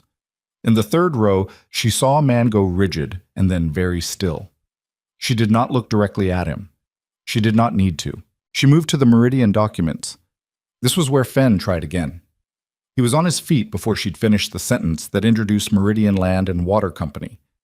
Commissioner, these are corporate documents from a wholly separate jurisdiction and have no bearing. They have direct bearing, Seth said from behind her. He stood up without asking. I have a certified copy of the Helena corporate filing listing Meridian Land and Water Company's principal shareholders. Mr. Blackwell's name appears as the majority shareholder. That's not an allegation. It's a public record. He held the document up, walked to the commissioner's table, and set it down with the precise deliberateness of a man who has been waiting for this moment and intends to get it right. Harwick & Sons, the legal firm that registered Renner and Associates, the ghost company draining funds from the Cross Ranch, also registered 3 other holding companies with direct ties to Meridian, including Blue Ridge Land, which filed the adverse claims that cost Agnes Potter 2 pasture parcels in the last 18 months. The room moved again, and this time it wasn't just the working silence. It was something louder, something with friction in it. Agnes Potter sat very straight in her chair. Walt Henderson put his hands flat on his knees and looked at the ceiling and then back at the front table with the expression of a man doing arithmetic he doesn't like the answer to. Blackwell's lawyer was on his feet again, and this time his voice had lost some of its smoothness. These are conjecture and speculation. A shareholder connection does not constitute. It constitutes a starting point, Commissioner Voss said, cutting him off. Voss was 38 years old and had been a farmer before he was a commissioner, and he had the farmer's habit of looking at a thing and saying what it was. He looked at Blackwell. Mr. Blackwell, I'd like to hear your response, directly, not through counsel. Blackwell stood. He was still composed. She had to give him that. He had the quality of a man who has been in difficult rooms before and understands that the worst thing you can do is let the room see you sweat. The corporate connections Ms. Thornton describes are accurate in their narrow, technical sense, he said. His voice was measured, reasonable. Meridian is a holding company in which I am invested, yes, but investment is not direction. I have no operational knowledge of the subsidiary activities of every company in which I hold shares. The suggestion that I have orchestrated any kind of campaign against neighboring ranch families is, he spread his hand slightly. I think it speaks for itself as an accusation. He was good. She had known he would be good. She waited until he sat down. Then she said, I have one more document. The room was very quiet. She reached into the packet and withdrew a single page, a copy she'd made herself, painstakingly, of a letter she'd found in the Cross Ranch correspondence files, buried under 2 years of accumulated paper, folded 3 times, and tucked into the back of a ledger that had been set on the wrong shelf. It was a letter from Harwick & Sons to an unnamed party, using coded language that had become clear to her only in context, referring to the northern property and the access matter and the timeline for resolution. But it was dated, and it was signed, and the signature at the bottom was not P.C. Renner, and it was not a partner at Harwick & Sons. It was Vincent Blackwell. She held it up. This is a letter found in the Cross Ranch's own files, she said. It was, I believe, placed there by mistake, possibly when the office was accessed to intercept the survey notification letter. It's addressed from Mr. Blackwell personally to the Harwick firm and references, in his own language, the management of what he calls the northern property situation, and ensuring the access question remains unresolved through the upcoming county review period. She set it on the table. This is not a shareholder removed from operational decisions. This is the principal, directing the operation. The silence that followed was a different animal entirely from anything that had come before it. Ben was on his feet, and this time the smoothness was gone completely. That document has not been authenticated. The chain of custody is documented, Eliza said. I can provide a written account of where and how it was found, signed by myself and 2 other witnesses who can confirm the filing location. But I would also point out that Mr. Blackwell has not denied the signature. She looked at Blackwell directly. Would you like to? The room turned to look at him. Blackwell sat still for a moment that was slightly too long. Then he said quietly, I'd like to review the document before making any statement about it. Of course, she said. The commissioners have the original. Commissioner Orfield was already reading it. He passed it to Voss. The third commissioner, a taciturn man named Galt, who had said nothing through the entire proceeding, read it twice and then set it down on the table very carefully, as if it might do something. What happened next was not dramatic, in the way that films later would make these moments dramatic. It was messy and loud and overlapping. Fenn demanded a recess. Orfield denied it. Two ranchers in the back rows began arguing with each other. Not opposing each other, Eliza realized after a moment, but both of them angry and both of them processing the same information in different ways, and the noise of it spilling into something uncontrolled. Agnes Potter stood up without being acknowledged and said, in a voice that cut through the noise with the precision of someone who has been waiting a very long time to say something, My husband's land. I want to know about my husband's land. Orfield had to call for order twice, then a third time. In the middle of it, Eliza sat down. She had been standing for 45 minutes, and her legs were shaking. Not from fear, she thought, but from the physical effort of standing still while being watched by 100 people, and from the release of tension that comes when you have done the thing you spent weeks preparing to do, and you are now on the other side of it, and the outcome is no longer in your hands. Gideon leaned toward her. You all right? He said, low. Yes, she said. It was mostly true. Caleb, on her other side, said nothing. He just shifted in his chair so that his shoulder was closer to hers, which was Caleb's version of everything he couldn't say out loud. It took another 2 hours. Orfield called a formal recess, and in the recess, Fenn and Blackwell retreated to a corner with two other men Eliza didn't recognize, and there was an intense, quiet conversation during which Blackwell looked at Eliza once, with an expression that was the first genuinely unguarded thing she'd seen from him. Not anger, not contempt, but the specific expression of a man confronting the fact that he has lost a thing he thought was safe. She held his gaze for a moment and then looked away, not because she was intimidated, but because she didn't need the moment. She'd already had the moments that mattered. When the commission reconvened, Orfield read a prepared statement in the careful language of institutional caution. The Renner charges would be referred for a formal county fraud inquiry. The Meridian-Harwick connection would be reviewed by the state attorney's office. The adverse claims against the Potter parcels were suspended pending investigation. Blackwell's water access proposal was tabled indefinitely.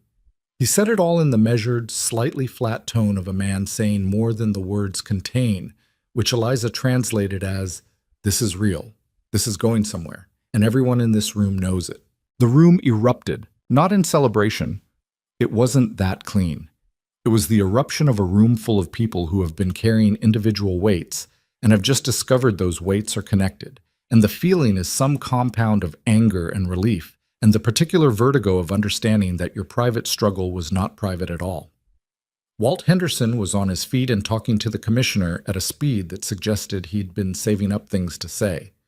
Two other ranchers she didn't know were comparing notes with the urgency of people who have just recognized each other. Agnes Potter sat very still in her chair with her hands folded in her lap, and tears were running down her face in a quiet, steady way that she was not doing anything to stop or hide. And Eliza looked at her and looked away because the sight of it did something to her chest that she wasn't ready to deal with in this room. Outside the town hall, in the sharp autumn air, the Cross brothers stood in a rough cluster, and nobody said anything for a full minute. The sounds of the meeting continuing inside drifted out in waves, voices, Orfield calling for order again, a burst of something too muffled to identify. Danner broke the silence, which was appropriate because Danner was constitutionally unable to sustain silence longer than about 90 seconds. That was... He stopped, tried again. I don't have the word for it. Don't need a word, Caleb said. She took him apart, Danner said in front of the whole county, with paper. With paper she organized herself, Seth said, and there was something in his voice that was close to wonder, which wasn't an emotion Seth deployed casually. Miles said nothing, but he was looking at Eliza in the particular way he had when he was noting something for permanent retention. Gideon stood slightly apart from his brothers, looking at the street, and Eliza stood beside him because she wasn't sure yet where to stand, and beside him had become, over the past weeks, the place that felt most natural. He had his hands in his pockets, and he was looking at the town, the same street she'd walked down 2 months ago with a canvas sack and a few coins, and Agnes Mercer's door closing in her ears. "It's not over," she said. "The inquiry will take time. Blackwell has lawyers and money, and he's going to use both." "I know," Gideon said. "The Potter land might take months to fully restore. The fraud investigation could drag." "I know, Eliza." She stopped. He turned to look at her, and he had that expression he sometimes had, the one that said he was about to say something he hadn't said before and had decided it was time.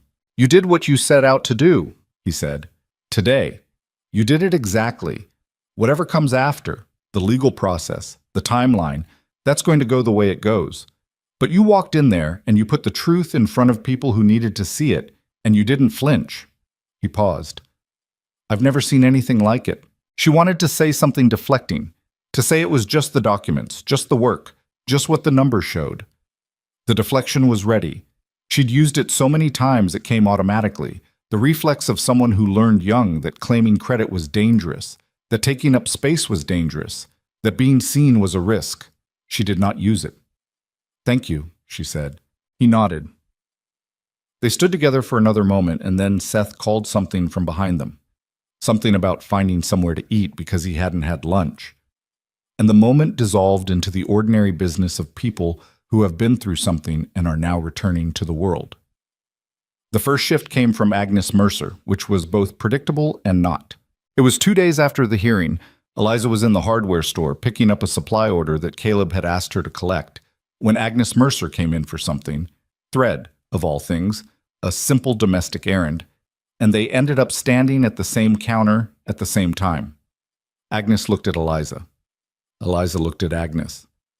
For a moment she thought Agnes was going to simply turn and find something else to do until Eliza left. The woman had the posture of someone strongly considering it, but she didn't. "I heard about the hearing," Agnes said. She said it to a point just past Eliza's shoulder, which was the only concession she was apparently willing to make to the fact that directness was uncomfortable. "Everyone heard." "I imagine so," Eliza said. A pause. Agnes turned the spool of thread in her hands.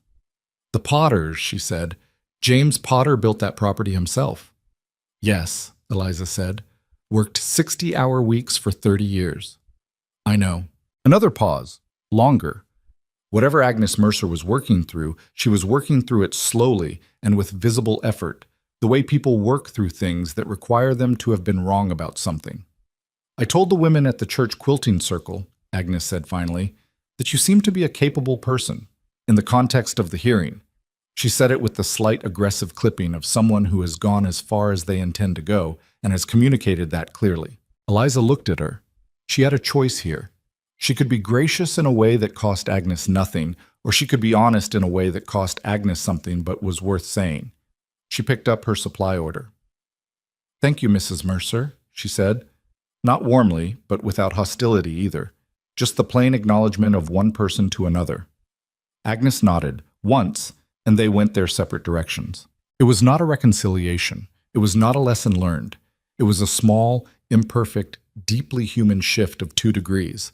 The kind of change that happens not because someone becomes a different person, but because reality has pressed against their assumptions hard enough that the assumptions had to move a little to make room. Eliza had learned to take what was real over what was satisfying every time. The other ranching families were different, more open, less complicated. Walt Henderson brought his account books to the ranch 4 days after the hearing, sat at the kitchen table with Eliza and Seth for 3 hours, and they found 2 years of meridian-connected draining in his own records, carefully disguised under a different shell company name, but using the same mechanism. He was a big, weathered man who had spoken at the hearing, briefly and clearly, and who now sat at the table with the particular stillness of someone who has been angry for a long time and is only now understanding what at. When they finished, he sat back and pressed his hands over his face for a moment, just a moment, and then put them flat on the table. "How do you thank someone for this?" he said. "You don't have to," Eliza said. "I know I don't have to." She thought about it. Tell people the truth, she said. When someone asks what happened, tell them what actually happened. Don't let it get softened into something comfortable. He looked at her. I can do that, he said.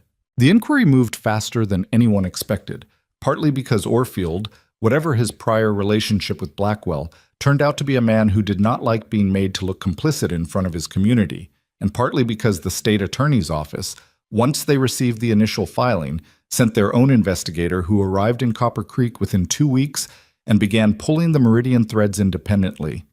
Aldous Pruitt, faced with the evidence of his own involvement and the serious demeanor of a state investigator, made the calculation that a great many small men make when the larger operation they've been serving suddenly becomes a liability. He cooperated fully and quickly in exchange for considerations that would come later. What Pruitt provided was not just confirmation of what Eliza already knew. He provided the operations detail. The names of the Harwick partners who'd managed the day-to-day filing work, the schedule of payments to Sutter, the explicit instructions that had come from Blackwell's personal correspondence regarding which properties to target and in what order, and the broader timeline of the plan, which had been running not for 4 years but for 7, across a wider geography than even Eliza had suspected. And he provided one more thing. He mentioned, in the context of explaining how the operations had first been set up, a set of fraudulent land proceedings from the late 1870s that had been among the first test cases for the network. Earlier work, messier, less refined. One of the properties involved was a family farm in eastern Montana, south of Billings. A property that had been taken through a combination of forged debt documentation and manufactured tax arrears, processed so quickly through a corrupt county clerk that the family had almost no time to mount a legal response. The family name in Pruitt's account was Thornton. Seth brought the document to Eliza. He found her in the office, where else, at about 7 in the evening, and he came in and closed the door and sat down across from her, which was the thing he did when he was about to say something that required the door to be closed. He set the transcript of Pruitt's statement on the desk. He had it open to the relevant page, which he had marked with a folded corner. She read it. She read it twice. She set it down on the desk in front of her and put her hands in her lap and sat very still for a moment, looking at the middle distance. Seth said nothing. He had the sense not to talk. Her family's farm. The one she'd grown up on. The one she'd kept the books for from age 14. The one that had been taken when she was 22 in proceedings that happened so fast and were documented so thoroughly that she'd spent years believing, the way Agnes Potter had believed, that it was somehow her own fault. That she'd missed something, failed to catch something, been inadequate in some way she couldn't fully name. She had not failed. The documentation had been manufactured. The debt instruments had been forged. The tax arrears had been fabricated by a county clerk who was later, she would find out, paid through a different shell company connected to the same network. They had taken her home, and they had taken it so cleanly, so thoroughly, and made it look so much like ordinary failure that she had carried the weight of it as her own for 8 years. She sat with that for a long time. Seth waited. When she finally looked up, her eyes were dry. Not because she wasn't feeling it, she was feeling it enormously, in a way that was going to take a long time to fully arrive. But because the thing she was feeling was too large for the ordinary expressions of it, too complicated, too many layers of anger and grief, and something that was not quite relief but was adjacent to it. The particular sensation of a burden whose weight you've been carrying so long you've stopped noticing it, lifting. The property, she said. Her voice was steady, which surprised her. Is there a record of where it went, after the proceedings? Seth nodded. He had already looked. It was absorbed into a larger land holding that was later sold on, he said. It's gone through 2 transactions since then. The original fraudulent claim. That's what the inquiry can address. Restitution is, he paused. It's complicated. The land itself is probably not recoverable. But the financial claim against the network, I don't care about the land, she said. He stopped. She looked at the transcript on her desk. I mean, I care. But that's not the part that matters. She pressed her hands flat on the table, the way she always did when she was grounding herself in something real. I've spent 8 years thinking I lost that farm because I wasn't good enough, she said. That's the part that matters, knowing it wasn't that. She paused. The rest is legal process. Seth nodded slowly. For what it's worth, he said, you were always good enough. She looked at him. Seth, who had been the most skeptical of her at the beginning, who had asked the pointed questions and watched her with the careful eyes of someone who'd been disappointed before. She looked at him and understood that he meant it, not as a performance of comfort, but as a statement from a man who is careful with his statements. I know, she said, and for the first time in 8 years she meant it without qualification. He picked up the transcript and stood to go. At the door he stopped. Gideon should know, he said. About your family's farm. I'll tell him, she said. Tonight? She thought about it. Yes, she said. Tonight. She told him on the porch after supper. When the evening had gone, that particular dark blue that comes before full dark, and the stars were starting over the northern ridge. She told him without making it smaller than it was, without the deflection she would have used a month ago. She told him what Prairie had said and what it meant, and how long she'd been carrying the weight of a failure that was not a failure.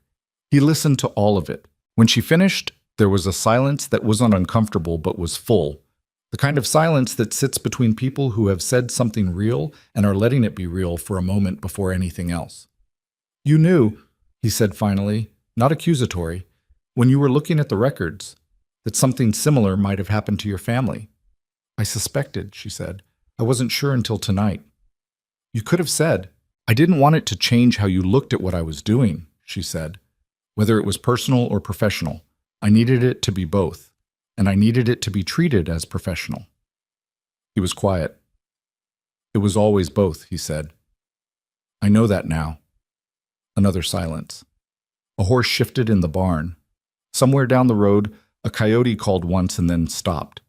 Your farm, he said. What do you want to do about it? Let the inquiry do what it does, she said. Work with the state attorney, document what I can. The financial claim is real even if the land is gone. She paused. I spent a lot of years running, she said. Running away from it mostly. I didn't understand that I was running away from something that had been done to me. She looked at the night sky over the ridge. I don't want to run anymore. He turned to look at her. She could see his face in the fading light, the square jaw and the controlled expression, and underneath it, something that had been there for a while and was not hidden anymore. Then don't, he said. It was a simple thing to say. It was not a promise. He was too careful a person for promises that hadn't been earned. But it was an opening plainly offered. She sat with it. She sat with the weight of 8 years and the absence of it, with the ranch behind them settling into its evening sounds, with the fact that she was here and not running, and for the first time in a very long time, the two things felt like they might be the same thing. Gideon, she said. Yeah. I'm tired. He nodded. Go to bed. I mean, she paused, looking for the right words and finding, unusually, that they were simple. I'm tired of living like I'm about to leave. He looked at her for a moment. Then he said quietly, Okay. She went inside. She went up to her room, the one with the faded blue curtains and the desk under the window and the view of the corrals, and she sat on the bed's edge in the dark, not ready to sleep yet, just sitting with what the day had been. Outside, the stars were very clear. The autumn air came through the window gap, cold now at night, carrying the smell of dry grass and turning leaves and something mineral underneath, the particular smell of this particular piece of Montana that she had come to know without meaning to, the way you come to know a place when you stop moving through it and start living in it. She lay back on the bed, fully dressed, and looked at the ceiling. For the first time in 8 years, she did not calculate her exits. The inquiry did not move cleanly. Nothing about it did. There were weeks in October and November where it seemed to stall entirely.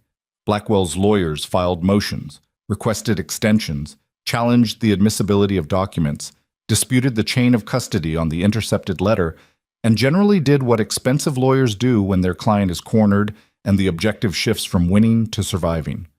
There were days when Seth came back from the county recorder's office looking like a man who had been fighting through wet concrete, and Eliza had to read the same paragraph of a legal response 3 times before the words stopped rearranging themselves, and Gideon would find some physical task to throw himself into, because the waiting was its own kind of punishment for a man built toward action. It was not a clean victory. It was a long, grinding, imperfect process, And anyone who tells a story like this and skips that part is lying to you. But it moved. Slowly and unevenly, the way real things move, it moved. The state attorney's investigator, a compact, unsmiling woman named Ruth Calder, who had the manner of someone who has seen every variety of human dishonesty and is neither shocked nor distracted by any of it, spent 6 weeks in Copper Creek.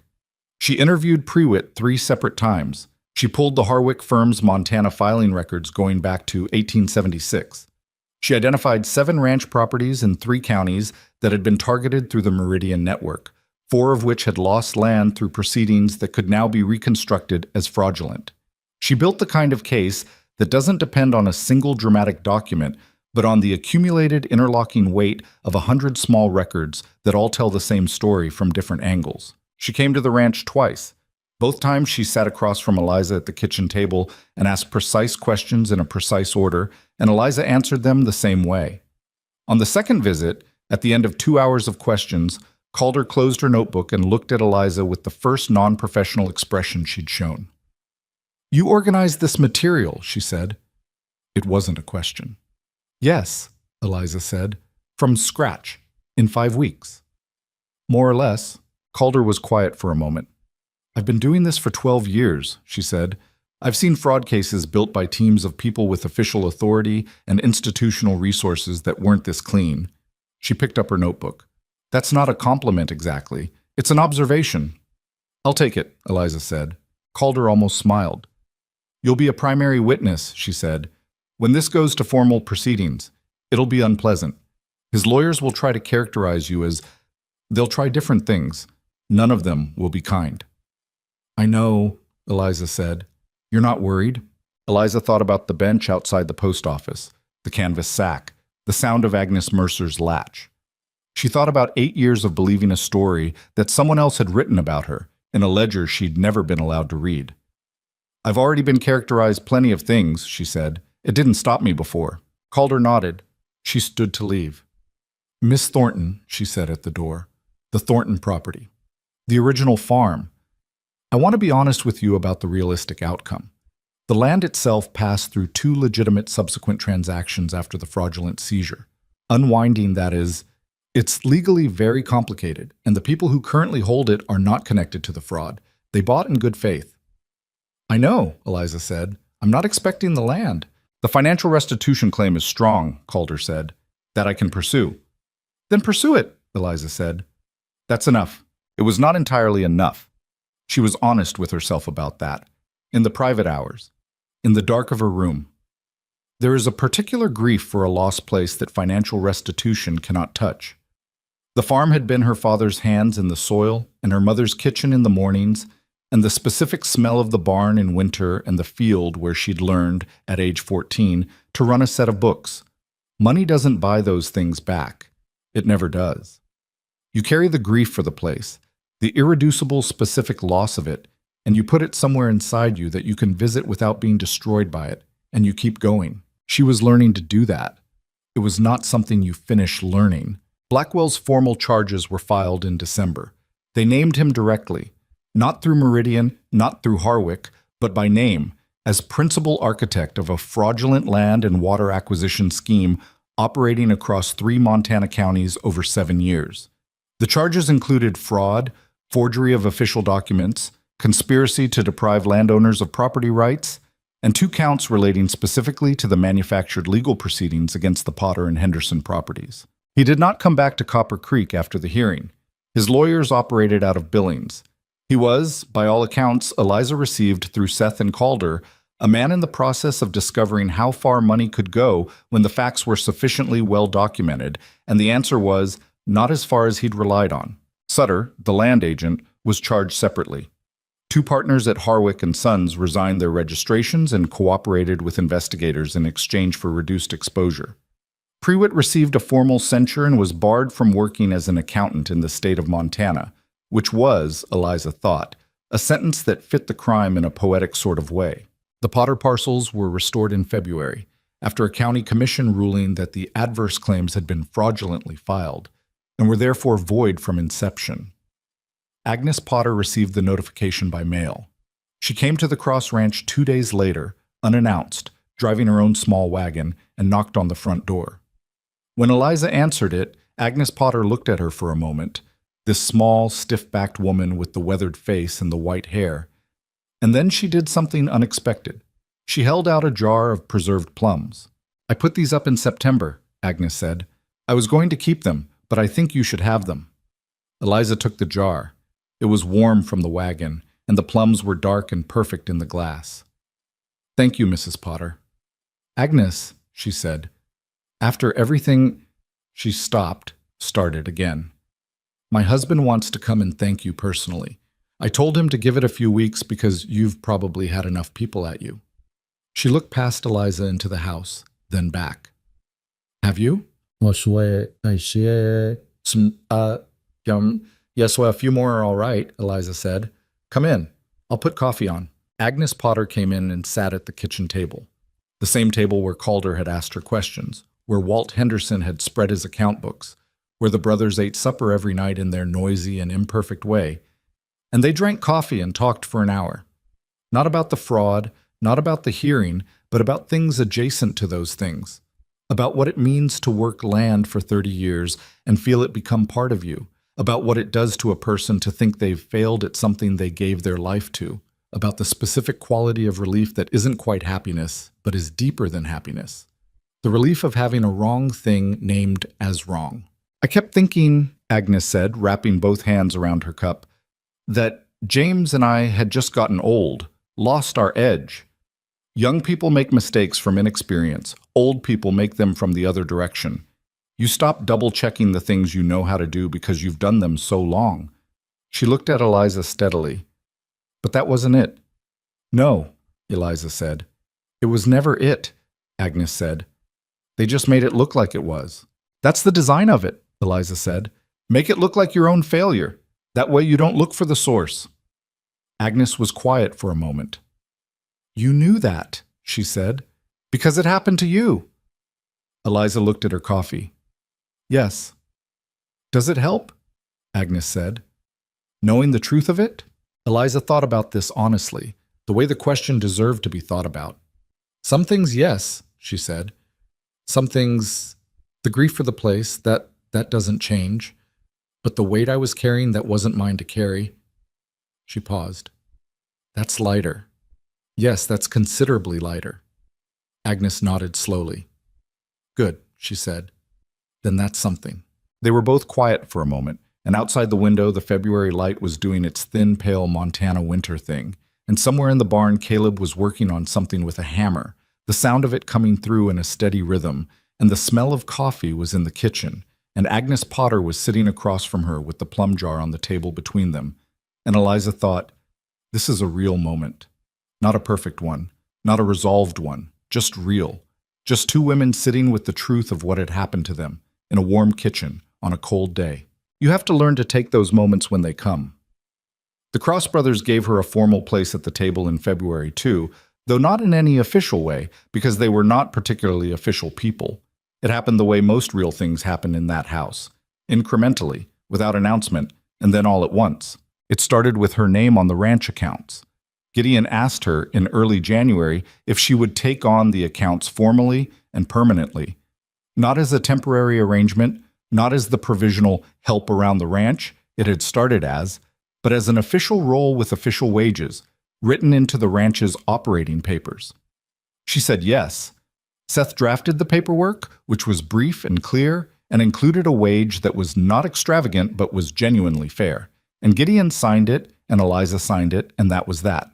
Then Miles asked her, with the directness that was his natural mode, whether she intended to stay through spring, and when she said yes, he said good, and went back to whatever he'd been doing, and that was also that. Danner was the one who made it least complicated, paradoxically, because he simply stopped treating her arrival as a thing that needed to be processed and started treating her as a fixture, in the way that young men sometimes skip the formal adjustment and land directly in the normal. He argued with her once about the supply order. She had changed the feed supplier to get better pricing, and he had opinions about this. And they argued for 10 minutes in the kitchen, and then she showed him the numbers, and he said, "Fine, whatever, you're right." with the particular gracelessness of someone who doesn't like being wrong but prefers accuracy to winning, and afterward they ate supper side by side, and that felt, somehow, like the clearest signal of all. Caleb moved her bags. Not all of them. She didn't have many. But the canvas sack that she'd kept packed, out of the old habit of staying portable, the one she'd had ready by the door of her room since August, had been sitting in the corner of the hallway for 2 weeks after a night when she'd brought it down for some reason and left it there. One morning she came downstairs and it wasn't in the hallway anymore. She found it that evening, empty, in the storage room off the kitchen, folded neatly and placed on a shelf with the other household bags. She stood looking at it for a moment. She went and found Caleb in the barn. He was working on a harness with the focused, methodical attention he gave to physical tasks. "You moved my bag," she said. He didn't look up. "It was in the hallway." "I know." "It was a tripping hazard." She looked at the side of his face. He kept his eyes on the harness. There was, very briefly, something around his mouth that was not quite a smile, but was in the vicinity of one. "Thank you," she said. "It was a tripping hazard," he said again, and went back to the harness, and she went back to the house. With Gideon, it was slower, and it was harder, and it was more. That was the only honest way to describe it. Slower, harder, more. Two people who have both spent years becoming very careful do not suddenly become careless with each other. They move at the pace that real trust requires, which is not a romantic pace or a convenient one, but it is the only pace that builds something that lasts. They had evenings on the porch. They had mornings where they were both up early, before the others, and drank coffee in the kitchen without speaking much, and it didn't need filling. They had the occasional argument about the accounts, once, where Eliza was right and Gideon was resistant, and neither of them handled it particularly well, and they had to come back to it the next day and finish it properly. They had the specific texture of two people building something careful and provisional and important. In March, when the snow was still on the northern ridge but the yard was muddy with the first hints of thaw, Gideon came to find her in the office and stood in the doorway in a way that meant he had something to say that he'd been working up to. She put her pen down and looked at him. "You've been here 7 months," he said. 7.5, she said. He came in and sat down across from her, the same chair he'd used on the night she'd first laid out the evidence, and he put his hands on the desk. Not reaching for her, just occupying the space, the way he did when he was being deliberate about something. "I want to ask you something," he said, "and I want to ask it plainly because I think you've had enough of things being said sideways." "All right," she said. "Do you want to be here?" She looked at him. The question was simpler than she'd expected and more complicated than it sounded. He wasn't asking about the work. He wasn't asking about the accounts or the ranch operations or whether she intended to stay through another season. He was asking the underlying thing, the thing that hadn't been said directly, that had been present in kitchen mornings and porch evenings, and the moved bag and the way he looked at her sometimes when he thought she wasn't watching. She thought about what the honest answer was. She thought about it the way she thought about everything, fully, without flinching, following it to where it actually led. She had arrived in Copper Creek with nothing and no plans for anything beyond surviving the next day. She had not been looking for a home. She had not been looking for people. She had been looking for a bench to sit on while she recalculated, and what she'd found instead was 5 brothers who argued about fence posts, and a ranch with a theft problem, and an enemy she hadn't known she had, and a truth she'd spent 8 years running from. She had found Agnes Potter's plums in a jar, and Miles's quiet observations and Danner's reluctant capitulations, and Caleb moving a bag. She had found a desk under a window with faded blue curtains, and a view of the corrals and a piece of Montana that smelled like dry grass and mineral water, and in the evenings, wood smoke. She had found Gideon Cross, who had crossed a street because he hadn't forgotten which one he used to be. "Yes," she said, "I want to be here." He nodded slowly, and something in his face settled, the thing that had been held carefully against an uncertain answer, released now. "Good," he said. It was the same word he'd used in August, when she'd told him she'd cook.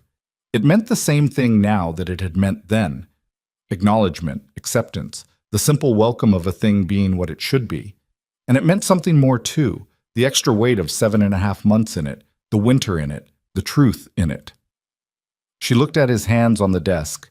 She put her hand over his, once, briefly, and then picked her pen back up. "I have to finish the March ledger," she said. "I know," he said. But he didn't move for another minute, just sat there while she worked, and the afternoon light came through the window and the ranch made its sounds around them, and neither of them needed to say anything else. There is a thing that happens when people survive something together. Not the dramatic version of survival, not the sudden rescue or the single moment of courage, though those things matter too. The other kind of survival, the daily, grinding, imperfect work of holding something together when it keeps trying to come apart. The kind that doesn't make for clean stories, that has bad days inside the good ones, and unresolved edges, and people failing each other in small ways and coming back and trying again. That kind of survival builds something that the dramatic kind doesn't, something quieter and more load-bearing, something you can actually live in. By spring, Eliza Thornton had that with 5 brothers on a ranch in Montana. It was not a perfect thing. They drove each other to distraction on a regular basis. Danner still had opinions. Caleb still had a temper. Seth still held himself slightly apart, and you had to learn to read him sideways. Miles still said nothing when nothing was what was needed, which was not always what you wanted from him. And Gideon was still a man who ran on controlled intensity and kept his interior life at a measured distance from the world, and that was sometimes lonely if you were the person closest to it. But they were real. They were her people, which is a thing that can happen even between people with no blood connecting them, if the circumstances are honest enough and the work is shared enough and enough seasons pass. The financial restitution from the Thornton farm fraud was settled in the courts the following summer. Not a large sum, but a real one, determined by a careful accounting of original property value minus the subsequent legitimate improvements. The check arrived by mail, and Eliza held it for a moment and then put it in the ranch's account, marked for the east fence line repairs that Caleb had been putting off for 2 years because the budget never quite stretched. Gideon, when she told him what she'd done with it, looked at her for a moment. "That was yours," he said. "I know," she said. "The ranch is mine, so is the fence." He didn't argue. Blackwell's formal trial moved slowly through the courts over the following 2 years. She testified twice, once in a preliminary hearing and once in the main proceedings. And Fenn, true to Calder's warning, tried several different approaches to her credibility. He questioned her credentials, her character, her presence at the ranch. And once, in a moment that she suspected he immediately regretted, her appearance. She answered every question directly and without apparent emotion, which was the most effective thing she could have done, and which was also simply the truth of how she felt, composed, clear, and not interested in performing distress for anyone. Blackwell was convicted on 4 counts. He was not destroyed entirely, men with that kind of money rarely are, but his land holdings in the Copper Creek Valley were seized as proceeds of fraud and redistributed through a county process that, imperfect as it was, returned 2 of the 4 seized ranch properties to their original families. The Meridian network was dissolved. The Harwick firm closed its Montana office. Ruth Calder wrote a brief note to Eliza after the verdict, which said only, "well documented." She appreciated that more than a longer letter would have provided. Copper Creek itself changed in the way that small communities change after something that requires them to look at themselves. Not dramatically, not all at once, but in small, persistent ways. People who had been silent during the years of the fraud were not all comfortable with what their silence had meant. Some of them did something about it. Some of them didn't. That is the truth of communities and of people. The capacity for change is real, and so is the resistance to it. And both of those things live in the same people at the same time. And the best you can do is make it slightly more expensive to look away. Agnes Mercer never quite apologized, but she stopped calling Eliza that woman and started calling her Miss Thornton, and eventually just Eliza. And once, in a moment that Eliza suspected neither of them ever mentioned to anyone, Agnes Mercer held the door of the dry goods store open for her without being asked. And when Eliza thanked her, Agnes looked at her briefly and nodded with something in her face that was as close as she was going to get. Eliza took it. You learn to take what is real. The ranch went well that spring and the summer after, the first full good year they'd had in 4 years. The accounts clean and the records straight and the finances building instead of slowly bleeding. Gideon bought 2 new sections of fencing. Caleb finally fixed the barn door that had been sticking since winter. Miles got a dog which everyone else pretended not to be charmed by, and all of them quietly were. Danner turned 23 in May and announced at the birthday supper that he thought they should look at expanding the south pasture, and when Eliza confirmed the numbers supported it, he looked across the table at her with the particular expression of a young man who has learned the value of things he couldn't have named a year ago. That look cost her something. Not painfully, but in the way things cost you when they matter. She looked down at her plate and let it pass. On a Thursday evening in late August, almost exactly a year from the day she'd walked into Copper Creek on a road already past accounting, Eliza sat on the porch of the Cross Ranch in the early dark and looked out at the valley. The land was dry again, as it was every late summer, the grass brown and the air thin and the smell of dust on everything, the drought cycle starting again the way it always does, patient and indifferent. She had a cup of coffee going cold in her hands and a list she'd been writing in her notebook.